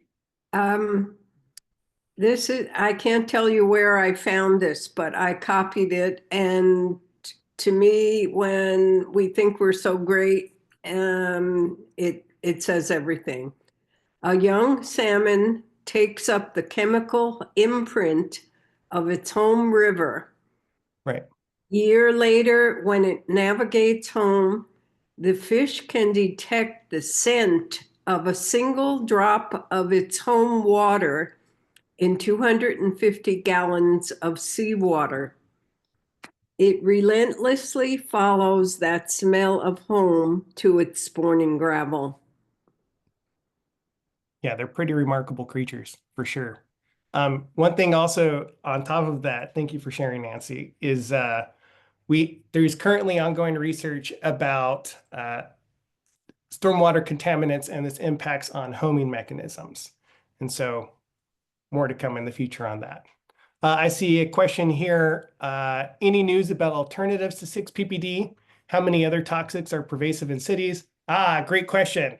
Yeah, so we are currently we are conducting research on alternatives to 6-ppd quinone, or excuse me, 6-ppd, and we're working with USTMA. So this is the U.S. Tire Manufacturing Association, and they sort of represent the interest groups of, tire conglomerates, basically. So yeah, there's a lot of other toxics that are pervasive. And in terms of alternatives, shoot, I mean, I don't know where to begin on this. It's kind of a hot topic for our research group because the question is, well, is alternatives really a viable option given the projected decline of coho and other salmonids in the sound? And so it could take up to 30, 40, 50 years to find and do enough testing to get enough research to find an alternative, which could potentially be even worse. Now, keep in mind, we're only conducting research with coho in our lab currently because they're the most acutely sensitive of all the other salmonids. So in terms of news about alternatives, yeah, there's work being done. There's work happening right now. Whether or not there's going to be a viable alternative anytime soon, well, that's something that is really up for debate. So how many other toxics are pervasive? Yeah, there's a lot. Currently, I mean, I could pull it up, but I'd have to track down through all my files. We've got a huge list. So we send all of our water quality samples directly to University of Washington, Tacoma, where they run mass spec. And then they take a look at all of the chemicals that are in there. And we have kind of a targeted 300 plus chemical list that we're looking through, and we see a lot of them. Now, the question is, what's the environmentally relevant concentration compared to their acute toxic response. And so that's something where, yeah, there's hundreds of other toxics. Where is the WSU lab located? So we are located in Puyallup, so right off of Pioneer. That's where our lab is located. Is stormwater treatment effective at removing 6 ppd? Simple answer, absolutely yes. If you're looking at green stormwater infrastructure, it is highly effective at removing 6 ppd. So we have conducted research at our lab that has shown that by use of a simple bioretention column, you can remove over 97% of 6 ppd quinone and essentially make a, virtually negligible to, and we did a study with juveniles and also with elvin and embryos on that. So yes, it's highly effective. It's also really effective for microplastics. Now, I see another question here. Will all the work with construction culverts under the freeways make a difference? It's a cost. It costs a lot. Yeah, this is a great question. I'm really glad you asked that because I could light up the WDFW all day if we got started. Okay, here's the thing. We have to pair not only new habitat stretches, so, yeah, removing barriers, removing culverts, replacing them with that, sections that are going to increase the overall distance that salmon can run. That's a very important part of it, right? So habitat quantity is very important, but I feared that the biggest concern is that a lot of the culverts that are being removed are not mitigating against any stormwater measures. So one of the biggest, what put stormwater toxicity on the radar in the sound is back in 2011, the Schultz et al. Paper, they were talking, what they had found was, we spent millions of dollars trying to, restore Longfellow Creek, right? So Longfellow Creek, it was like, this creek that was highly deteriorated. And we're like, well, what are we going to do? Like, we got to restore this, bring the salmon back. We're known for salmon.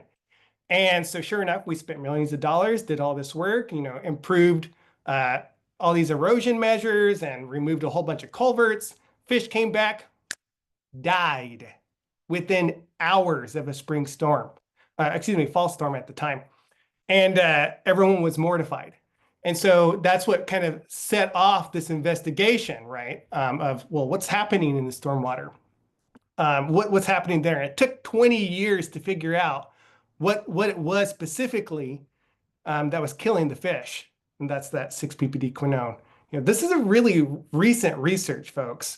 And so in terms of being able to make it a viable future for salmon and restoring access to their, original spawning grounds and maintaining treaty rights, we have to pair quantity with quality.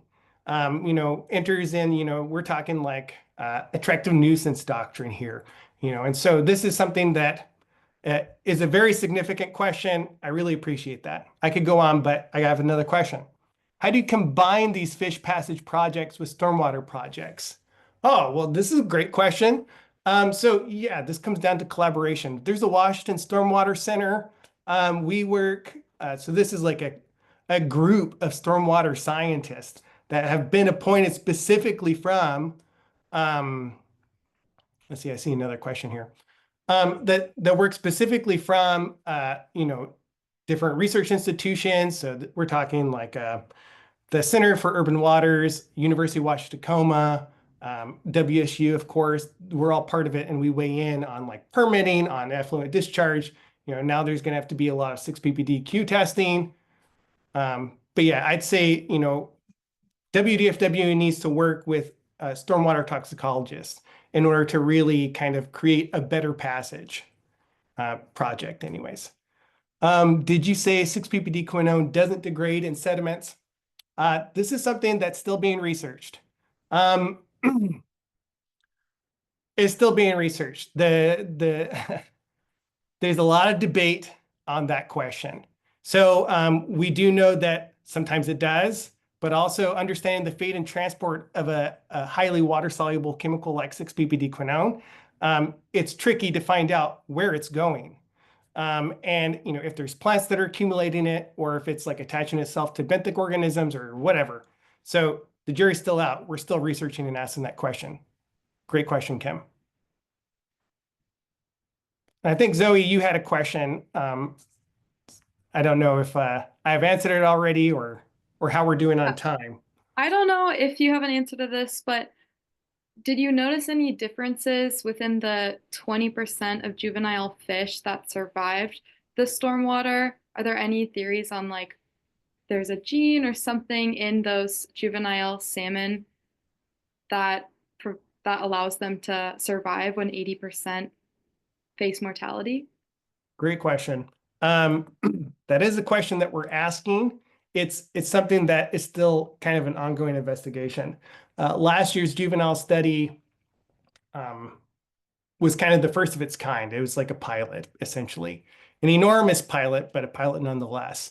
In terms of like what the 20% is doing, like I would say those are kind of like our super coho. And the way that the experiment was set up was that we wanted to try and capture the effects of a single storm event, which usually was kind of a bookend of two precipitation events, and seeing what those pollutant loads were and how they were coming and being delivered to the juveniles. So in terms of like what are they doing, we did take a ton of like brain, liver samples that are still being processed. We took a whole bunch of RNA samples as well. And it's an enormous study, and there's still a lot of work that needs to be fleshed out on that. The manuscript is still in process. Did that answer your question? Great. Yeah, I see, short of deconstructing cities, eliminating auto bills, reversing global warming, re-meandering streams, etc., what chance do salmonids have of surviving? Lyle, that's a great question. I think they have a very high chance of surviving if we take action and just developing and designing better infrastructure as we continue to develop. There's a lot of, I get that question a lot, actually. And so it's, this is like, my personal perspective on this. I think it really comes down to understanding what is happening first so that we can prevent it happening as other places develop. And then, whenever new projects come up, whenever new funding is available, try and make infrastructure changes, with green stormwater infrastructure or low impact development infrastructure. This is, research that's being conducted at WSU Puyallup as well, in the LID program. And then, of course, there's countless other researchers across the world that are looking at this question of like, well, what can we really do to minimize our effect and live in a more harmonious relationship with salmonids and other aquatic organisms that we are, in fact, sharing this world with?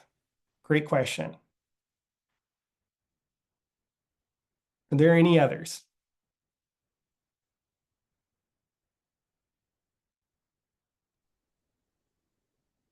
Awesome. Thank you so much, Nathan. That was a really great presentation. I think we're going to go ahead and move on to our 10-minute break. I'm going to put up a quick slide. We'll tune back in at 11:53 to hear our third and final presenters, Brittany and Haley from the Department of Ecology, cover an overview of Ecology Spills program and the Board of Pilotage Commissioners tug escort rulemaking. So let me just go ahead and, share that. 1 minute.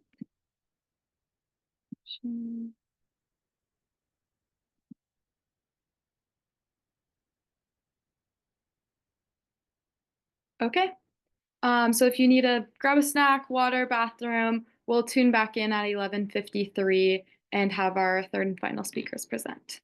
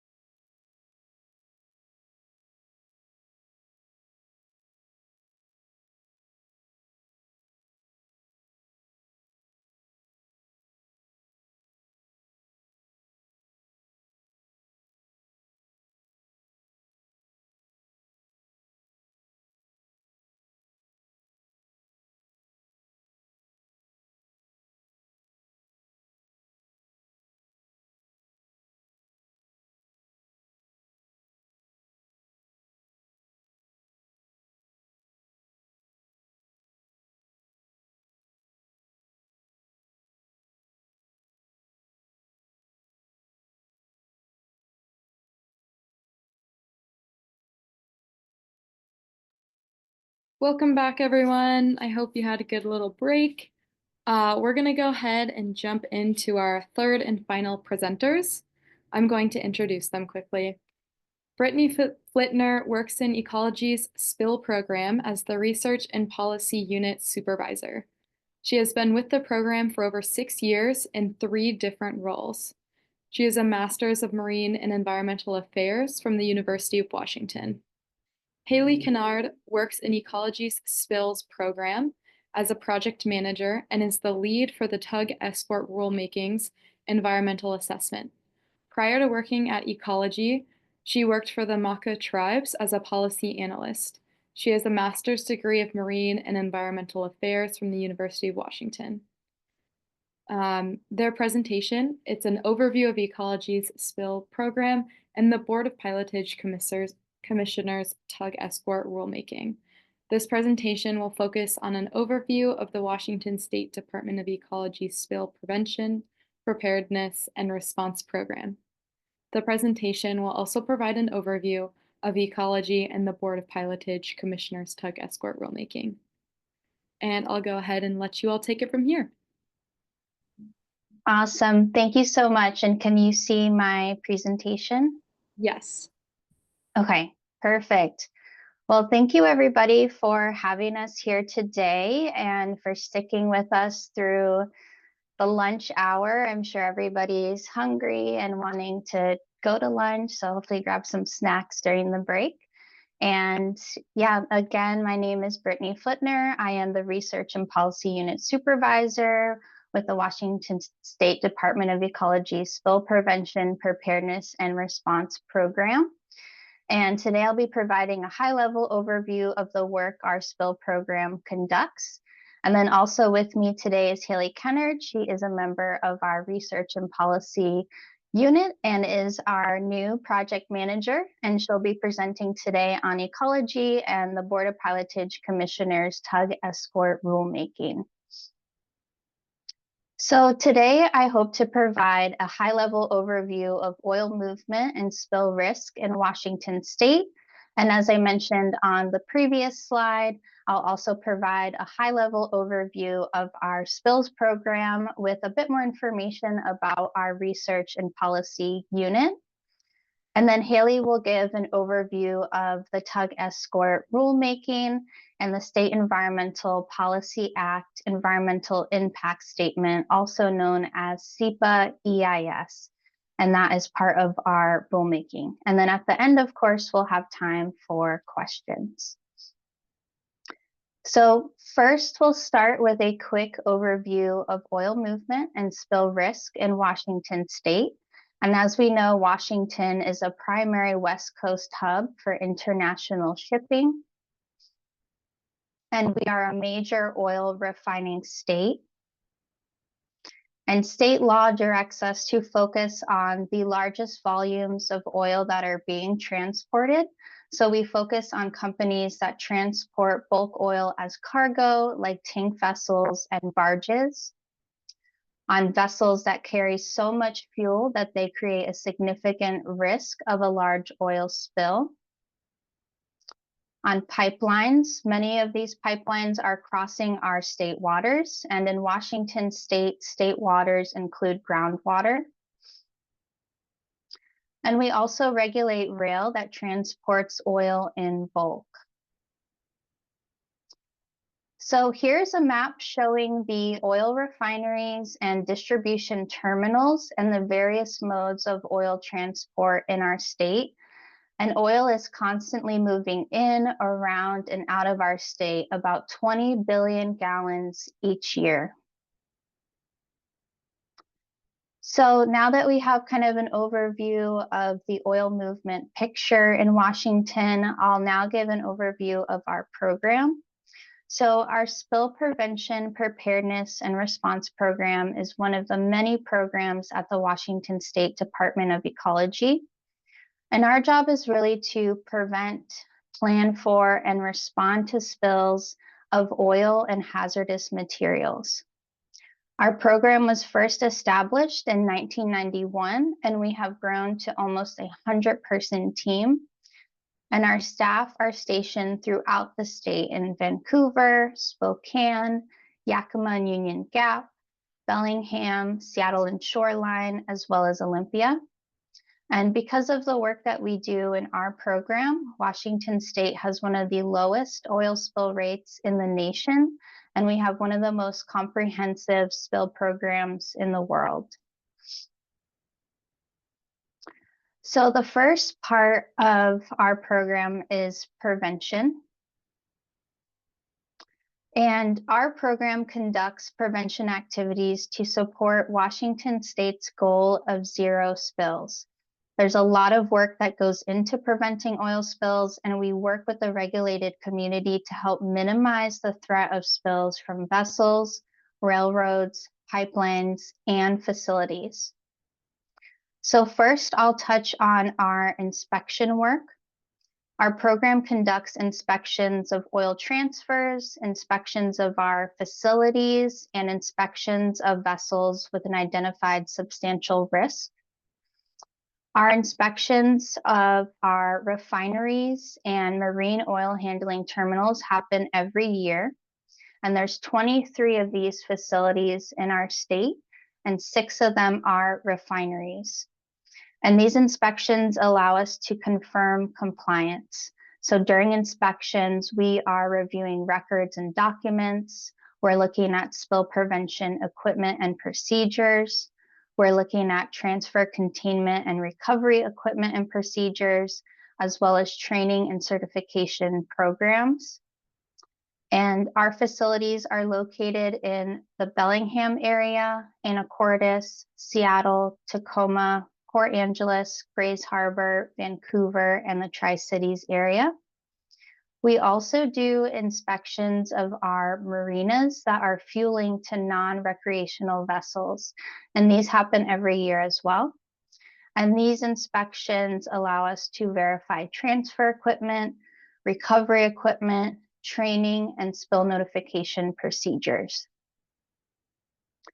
We also have authority to screen cargo and passenger vessels to determine their potential oil spill risk. So if we identify that a vessel has a substantial risk of harm, then we can board those vessels and conduct an inspection. And then finally, we also do oil transfer inspections. So this includes oil that's being transferred from a vessel to a vessel, oil that's being transferred from a vessel to a facility, and oil that's being transferred from a facility to a vessel. And these inspections allow us to verify pre-booming where it's applicable, as well as access to required equipment such as containment, scoops, shovels, and sorbents. For tank vessels, which are tank ships, tank barges, and articulated tug barges, they can participate in the Voluntary Best Achievable, or VBAP, or the Exceptional Compliance Program, EcoPro. And these programs reduce the probability of a spill by identifying areas where the company can improve their environmental safety beyond what we have existing in regulations right now.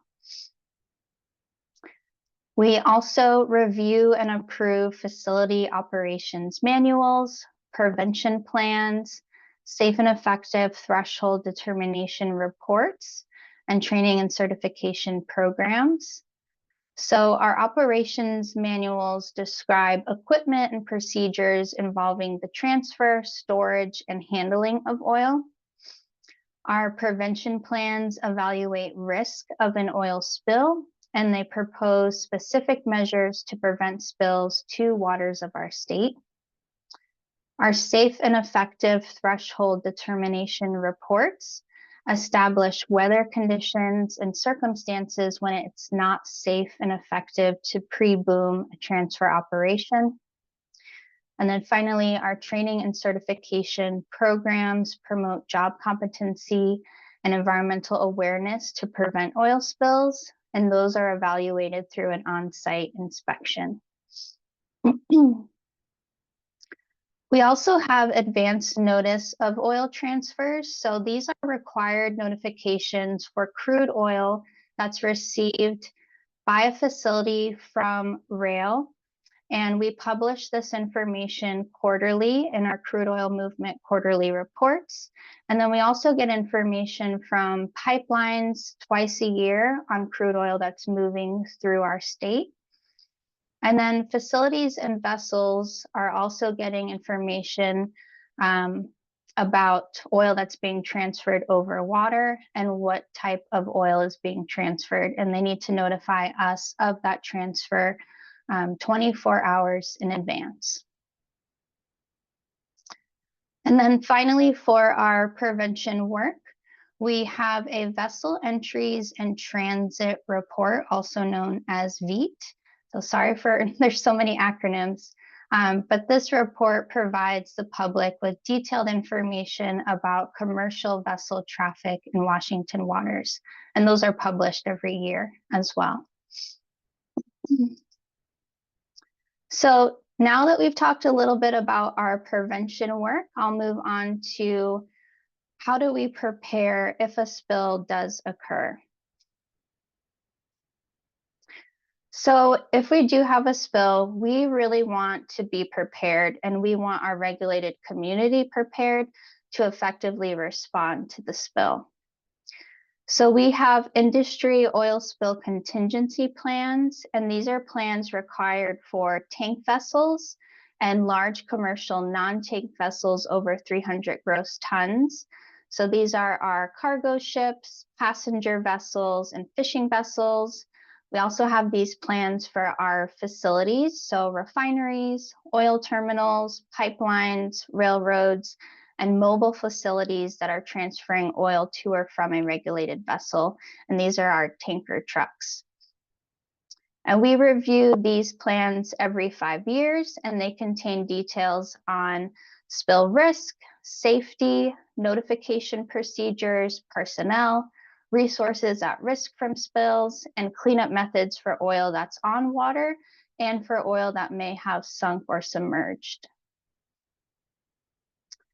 For area and regional plans, Ecology is an active partner in the regional and area contingency planning process. And the Northwest Area Contingency Plan is our statewide master plan for preparing and responding to spills. We also have geographic response plans, also known as GRPs, and these predetermine areas of risk from spills and prioritize shore-based response tactics to kind of minimize damages. So the GRPs have information about sensitive environmental, cultural, and economic resources that might be at risk from a spill in that location. And then to make sure that these contingency plans are effective, we do oil spill drills. And these drills are testing early notification procedures, they're testing the spill management teams, they're testing the company's ability to deploy equipment that would be used in a response, and they're assessing and mitigating response for protection of sensitive resources. And last year in 2024, we conducted 94 oil spill drills. And we also have primary response contractors and do equipment maintenance. So these are known as PRCs, and they're companies or cooperatives with equipment and trained personnel that respond to spills. So a PRC or a spill management team and a wildlife response service provider is something that we approve, and then that's cited in the company's oil spill contingency plan. And then we also go out and inspect equipment that companies have to make sure that they're maintained, and we also make sure that they're strategically placed throughout the state. We also have a volunteer coordination system, and this is a system where we allow folks to register to become volunteers, and every year we conduct an annual training for wildlife volunteers with WDFW, with the Coast Guard, and Focus Wildlife. And then we have something known as VOO, and this is our Vessels of Opportunity. So vessel operators can volunteer to help us during a spill, and we host this registration process. And then with these PRCs, we do an annual training with these vessel operators so that if we did have a major spill, these folks would be an additional asset that's trained that can go out on the water and kind of help us with a response. And then finally, for preparedness, we have something known as financial responsibility. So companies of vessels that are transporting oil, as well as our oil handling facilities, need to demonstrate their ability to pay for the cost and a damage of a spill up to a certain amount. And these are new regulations that we just passed in June of last year. So a lot of work kind of goes into preventing a spill from happening, getting prepared in case it does happen. But as we all know, spills do happen. And what do we do to respond to them? So our stance as a program is that our response is delivering a rapid, aggressive, and well-coordinated response to any oil and hazardous material spills. And our goal is really to protect human safety and minimize damage to the environment. So we're operating 24 hours a day, 7 days a week from 6 of our offices. So from Shoreline, Bellingham, Olympia, Vancouver, Union Gap, and Spokane. And we receive about 4,000 incident reports every year. And not all of these incidents will require us to kind of go out into the field, but we do respond to all of them either through technical assistance or by referring them to a different ecology program. And it's really our responsibility to identify, clean up, and dispose of any hazardous materials as well at illegal drug manufacturing facilities. So some examples of hazardous materials that we've responded to include illegal marijuana grow operations, as well as fentanyl production facilities. And then finally, for response, we also have an equipment grant and training program. And this allows us to build capacity for local communities who are not fully equipped or trained to respond to a spill in their area. So what happens kind of after a spill occurs? We have something called a natural resource damage assessment, also known as NRDA. And this is where we assess the impact of spills on state natural resources.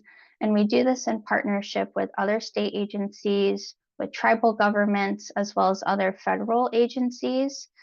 And the responsible party of that spill is liable for any damages the spill has caused, and they will pay for a restoration project if it's going through this NRDA process. We have a lot of different restoration projects that have happened and are currently happening. Some examples include planting native trees, restoring riparian areas, as well as salmon enhancement projects. After a spill, we also work to determine the cause, volume, and effectiveness of response strategies. So once that's completed, we'll have an investigation report, and we use that to see what enforcement might be needed. If we do need to do enforcement, this is a penalty to the responsible party, and the amount for that penalty kind of varies based on the environmental and public health impacts, as well as the compliance history, the volume that was spilled, and any mitigation measures that were taken during the response. And then finally, we also need to recover the cost of a spill. So we will bill the responsible party to get that money back.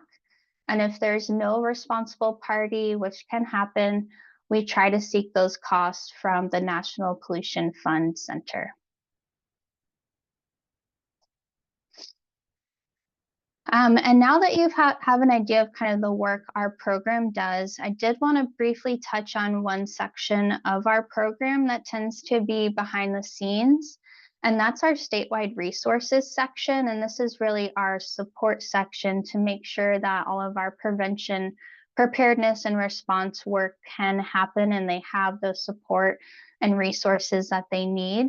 So a lot of our investigation and enforcement work is coming out of this section. We also do all of like our file management, training, time accounting. And then we have 2 units within this section. So our IT unit and then the research and policy unit that I'm a part of. And our IT unit, as the name implies, manages our data and our internal data system. And they also built our oil spill risk model a few years ago.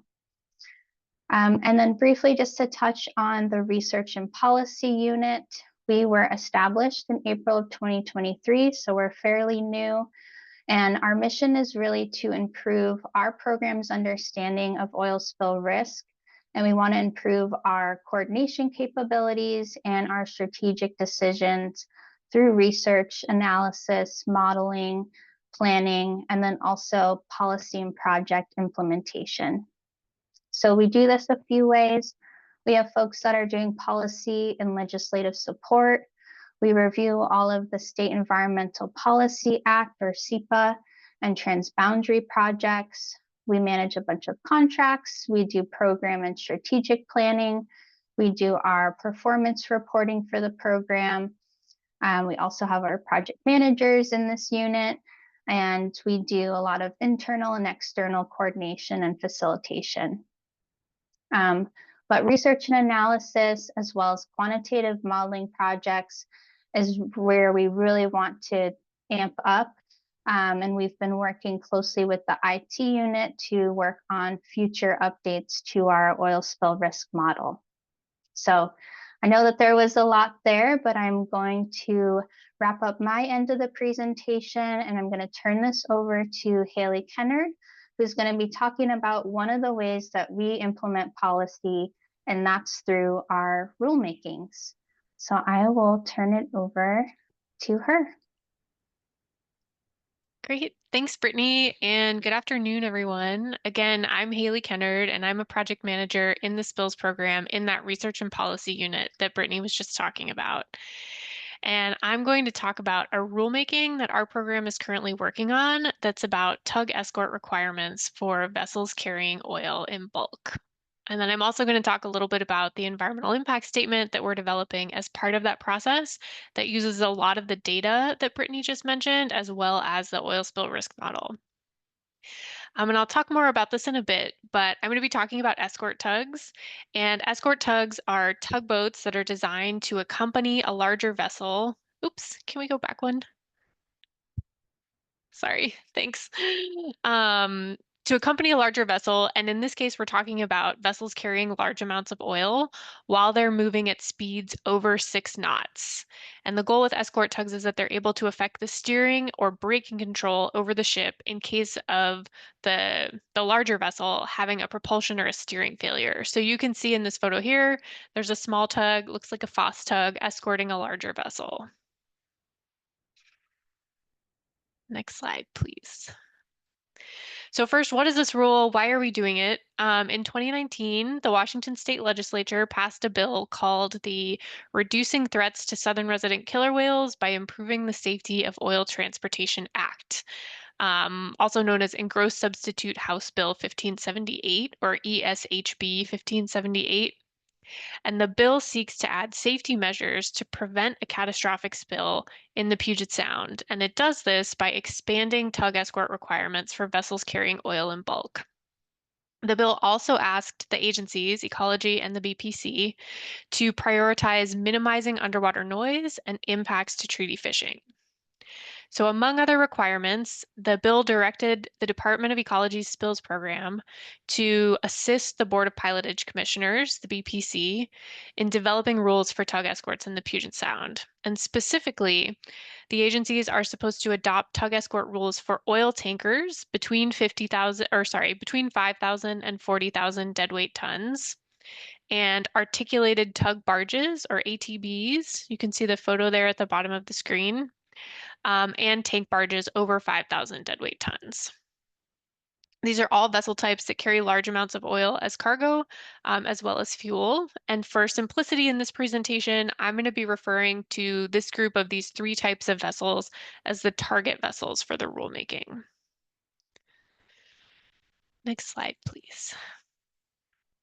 So ESHB 1578 added tug escort requirements for those target vessels in an area that the bill refers to as Rosario Strait and waters east. And these requirements went into effect in 2020.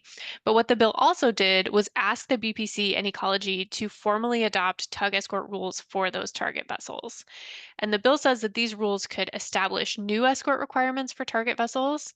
It could adjust or suspend the requirements that ESHB 1578 implemented, or it could make no changes from the current requirements. And it also directed us to establish what it calls functional and operational requirements. Next slide, please. And the bill included a specific geographic scope, which is the area east of the line extending from Discovery Island Light south to New Dungeness Light and all points in the Puget Sound area. So as you can see here, the parts that are in green and blue and purple are included in the rulemaking. It's really most of Puget Sound. So that's the only area where we're considering changes within the geographic scope. And then Brittany, if you click forward one more time, there's a little animation. The Rosario and Waters East area, where the new requirements started 2020, is within this red circle animation. And that is actually where we're also focusing the rulemaking. Next slide, please. So why tug escort requirements? Why does this bill focus on them? Why are they important?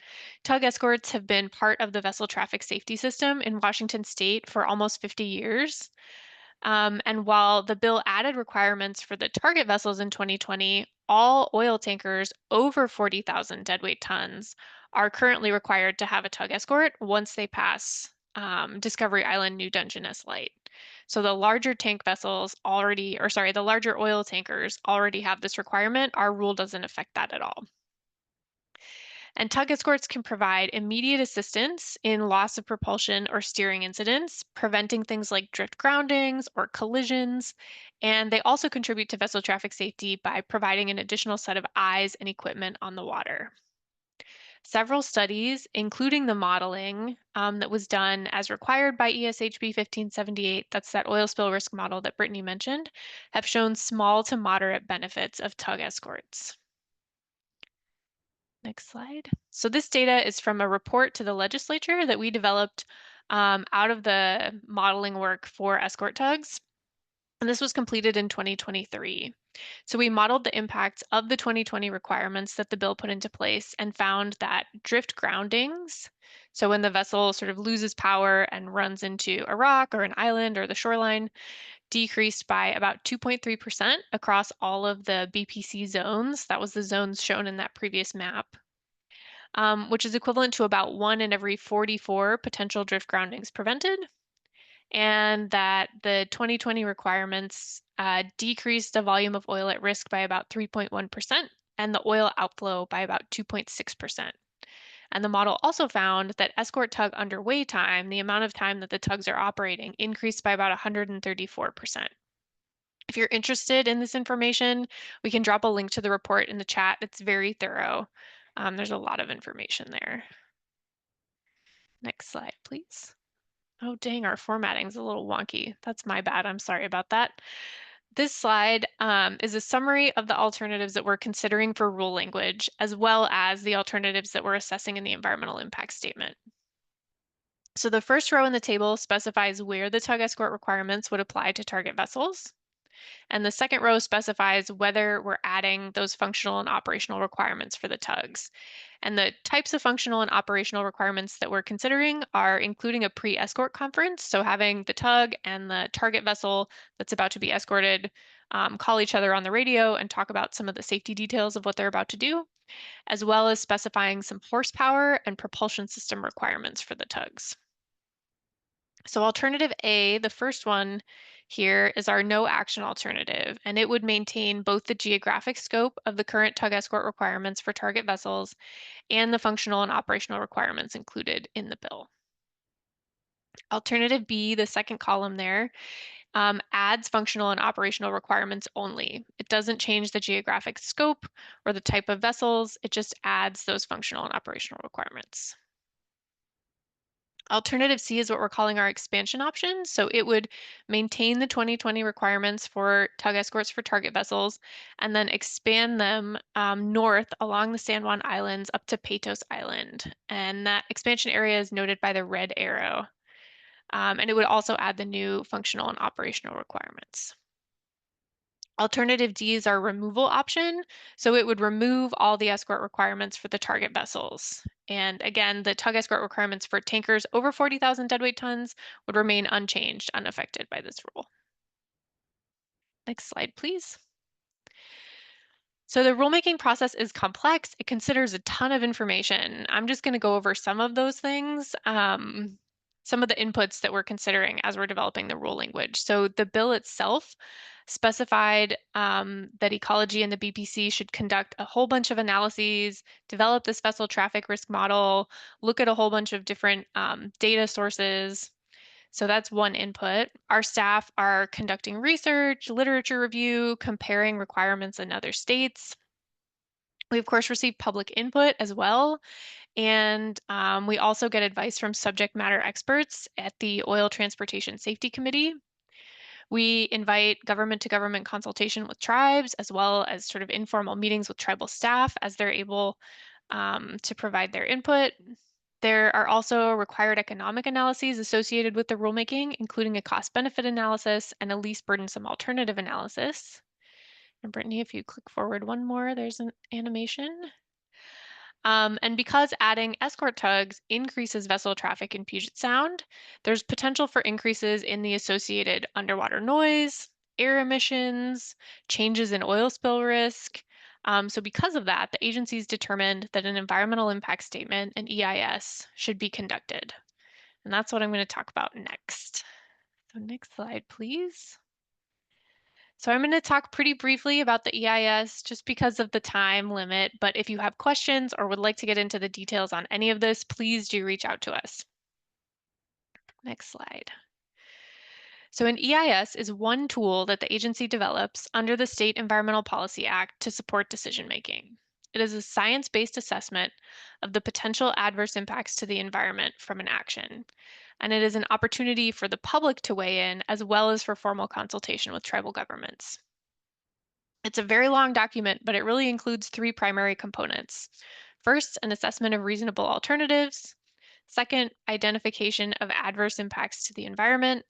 And third, identification of mitigation measures to reduce the identified impacts. So these are just the same alternatives we just covered. The environmental impact statement is assessing the alternatives that are being considered for rule language. So through our EIS scoping process, we determined that the EIS will assess the following elements of the environment. And these were all identified because changes to vessel traffic and oil spill risk as a result of changing tug escort requirements under those alternatives could affect these things. So we are looking at air quality and greenhouse gas emissions, water quality, plants and animals, energy and natural resources, which for the purpose of this environmental impact statement is really mostly about fuel use, oil pollution, noise, including underwater noise, visual resources, tribal resources, vessel traffic, recreation, and environmental justice. And our subject matter experts at the Oil Transportation Safety Committee also identified several of these elements as priority elements for the EIS. So they include plants and animals, including southern resident killer whales and marine mammals, as well as their habitats. And for this section, we're also looking at potential impacts to protected areas with special designations, including areas like the Cherry Point Aquatic Reserve. Underwater noise, air quality, vessel traffic, and then tribal resources. So while all of the elements on the previous slide will be included, these analyses are going to be the most in-depth and have the most background information included.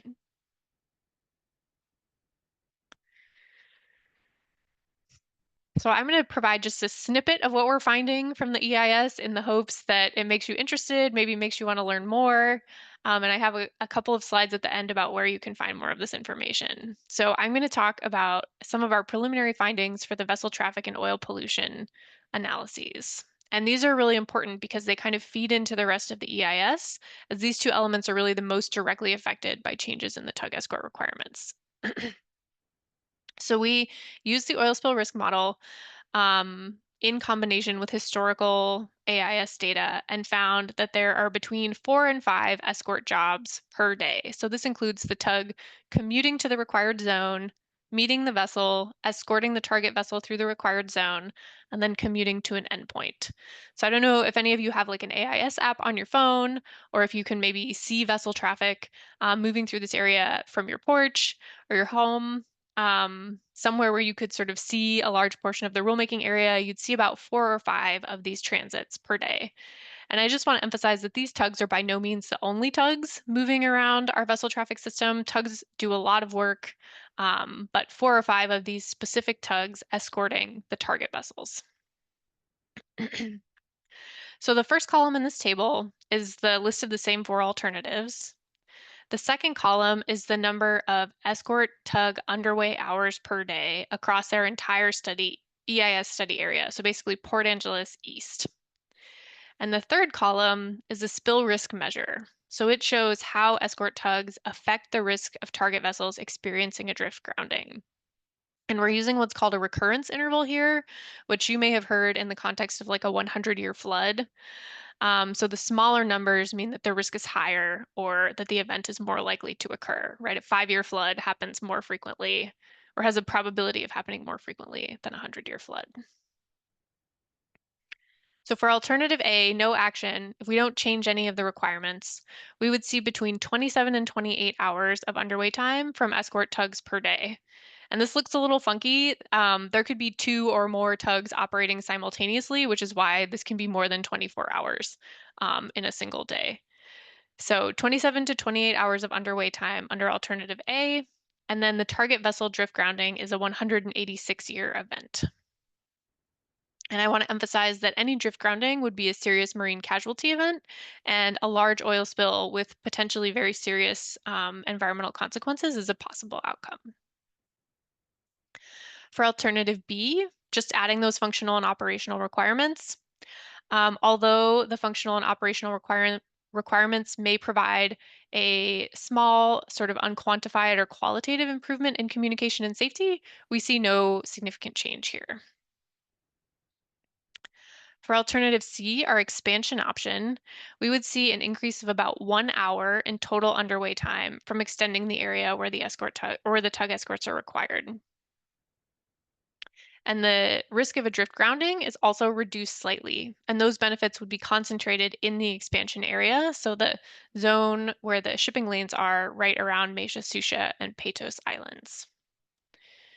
For alternative D, there would be no escort tug time for target vessels because we'd remove those regulations. So the underway time is 0. But there is an increase in the risk of a drift grounding, and this is about an 11.8% increase in risk across the EIS study area. And if we look at just the area where we'd be removing the tug escort requirements, you see a much higher increase in risk. So this information, along with a lot more, really informs our assessment of how this rulemaking would affect marine mammals, how it would affect air emissions, how it would affect impacts to recreation, etc. So that's what's going to be in our EIS. And I am going to provide next just a quick overview of our timeline. So really briefly, this process started in February of 2023 when we opened our scoping period and filed the rulemaking announcement, or the CR 101. We're currently in rule development and have been conducting a whole bunch of workshops. Our workshop series 11 is coming up in early February. And we'll be proposing the draft rule and publishing the draft EIS later this summer. And at that time, there will be a formal comment period and public hearings. And then we are required by the legislature to adopt the final rule and publish the final EIS by the end of this calendar year, so by the end of December 2025. Next slide, please. I know that many of you live and work and play and care about the area that we're considering under this rulemaking, so we really hope that you'll consider learning more, telling us what you think, submitting some comments, coming to a workshop. As you're able to, being involved in this rulemaking. Your feedback is really valuable. As I mentioned, we have some workshops coming up soon, including a stakeholder workshop on February 5th. This will be our last workshop series before the rule proposal. We also have a website with information about the rulemaking that includes upcoming workshops as well as past workshop information and slides. And we also did a recording we had a separate workshop, a standalone one about underwater noise, and that's recorded. So that's also on our website if you're interested in that. We have an open comment form for any informal public comments before we publish the draft rule. And as I mentioned, there will be a formal comment period later this summer once we publish the draft rule and draft EIS. And then if you want to talk about any of this, we are happy to meet with you directly. Please don't hesitate to reach out. My email's below. If you're not getting our updates and you want to be, please reach out. So I think now we have some time for questions and discussion. And our team's contact information is below, but I will turn it back over to Brittany.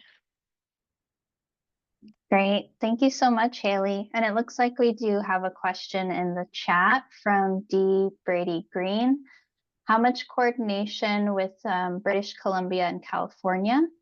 And we do participate in the oil spill task force. And I think that this includes British Columbia, California, Washington, Oregon, and Hawaii. And they meet regularly to talk about oil spill risk within those states and work together to figure out different pieces that they want to improve upon. So there is a lot of coordination that goes on, especially with British Columbia, because those are our neighbors to the north.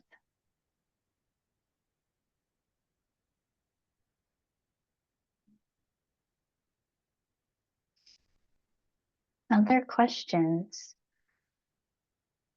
What is the status of the park responder sale? Oh, good question, Lyle. I am not sure what the status is, but I can put you in contact with our preparedness section manager who is deeply involved in that and would know the status, but good question. I know that that is a very important topic right now.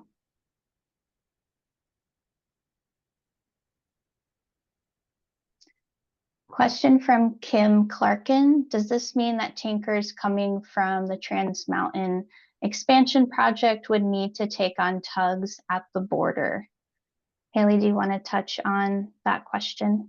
Yeah, it's a good question. And we have gotten a lot of comments about the Trans Mountain expansion and how we're sort of considering that in our discussion of impacts and especially cumulative impacts in the EIS. My understanding is that most of the tankers coming out of Trans Mountain are Aframax tankers, which are larger than the target vessels that we're talking about for this rulemaking. So this specific rulemaking doesn't affect those tankers. But like we're not changing anything about the existing tug escort requirements for larger tankers. So I think our rulemaking doesn't necessarily affect that. But it's a great question. And we are really looking at the Trans Mountain expansion as part of the environmental impact statement.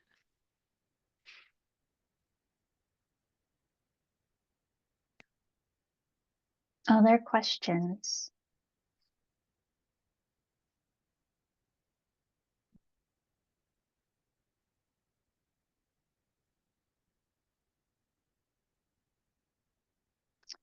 Another question from Lyle. Does Department of Ecology researching methods to address diluted bitumen spills?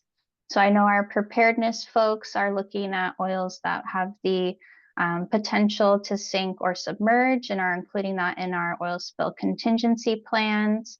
But that is one area that our unit would love to dig into a bit more, see if there's other response tactics that we could be utilizing and share that information with our response folks. So this is an area that we hope to be more proactive on. Question from Kim, how are we coordinating with Canada in general? So folks kind of higher level than me are meeting with Canadian governmental officials, probably regularly, but talking about the issues that we're facing as a state, and kind of working through that, making sure, most importantly, that if a spill does happen, that's within our shared waterways, that we are coordinating and are able to coordinate together on that response. So that is the primary area that we want to be most ready for. A good question.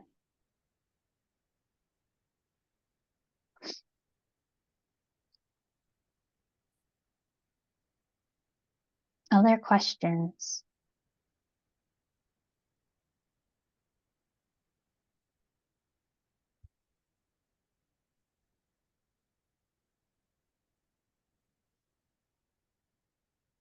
And as Haley mentioned, we're always available for times to meet, to chat. You can reach out to us via email if you have other questions.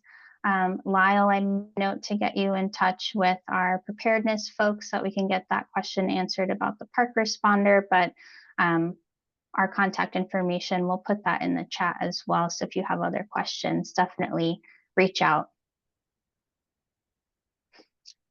Another question from Kim, how did you determine the expansion area in alternative C? You want to touch on that, Haley? That's a great question.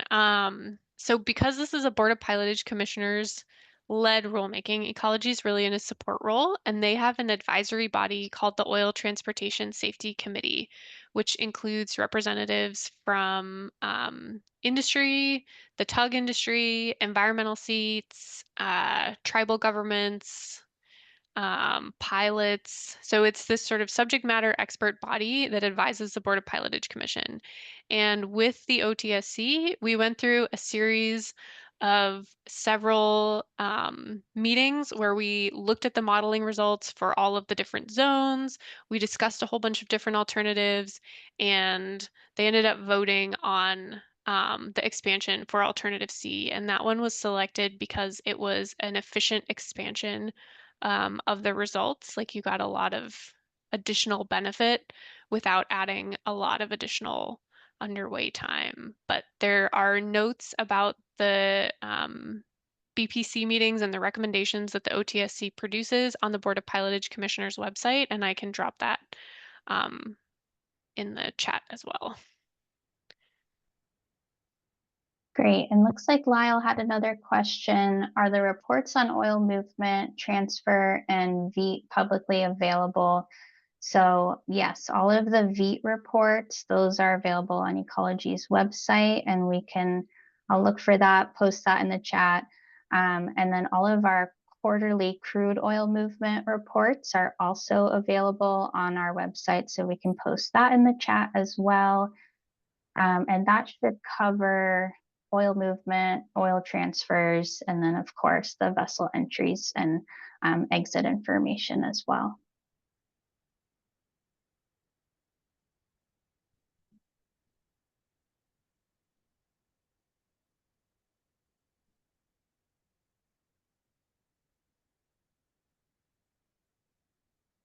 Okay.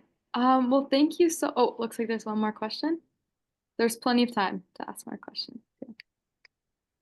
Yeah, next question from Lyle. Does Department of Ecology regulate liquefied natural gas? And we do not from a prevention and preparedness standpoint, because it doesn't fall under the definition of oil. But if there is any sort of incident from or that has liquefied natural gas, we would respond to that. So from a response standpoint, we respond to it. But I know that that is also a topic that is up and coming as well.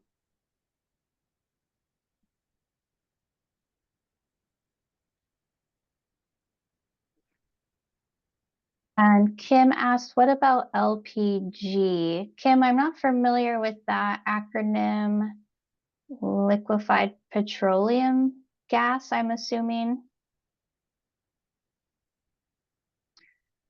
And I'm not sure about that. If it falls under the definition of oil, then yes, we do regulate from a prevention preparedness standpoint. But as I said, any oil or hazardous substance, which this would fall under that, we would respond to if there's an incident. Propane and butane, I don't believe that we regulate on the prevention preparedness side, but we do on the response side. Oh, thanks for putting those beat reports.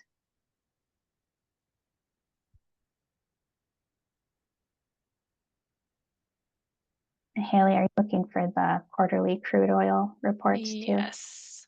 Okay, perfect.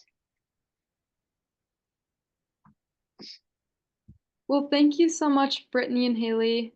That was a wonderful presentation. I'm gonna go ahead and Thank you. one last slide.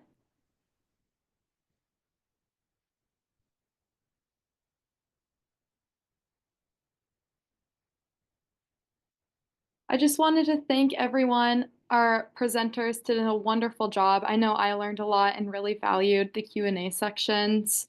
I want to say a thank you to the Citizen Stewardship Committee. They've helped me so much in planning, and we meet once a month, and sometimes more than once a month for different surveys that they participate or lead, like the bird survey at the CPAR at Cherry Point Aquatic Reserve. And thank you to all of you participants for showing up today on this Saturday. It's been a real treat getting to see some of you and hear the questions that you've asked our lovely presenters. I'm going to drop a few links in the chat. Just 1 second. Let me find them and drop them in. One of them is a pledge to protect aquatic reserves.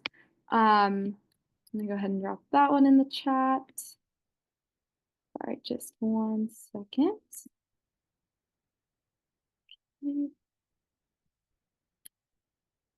If you could fill that out, if you're willing, that would be amazing.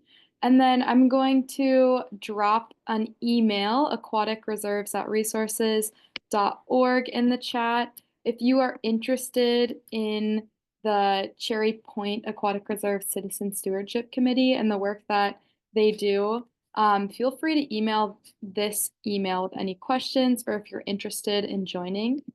It's a really great committee.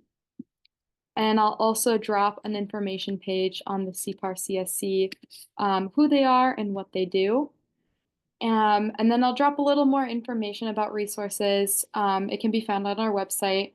Resources depends on donations to continue putting on events like these. Please consider donating if you can.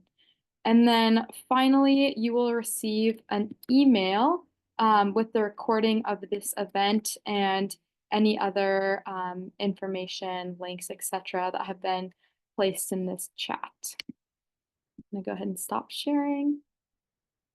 Wonderful. Well, thank you so much, everyone. It was really a treat listening to all of the great research that's going on around us. Any final thoughts or questions before we sign off?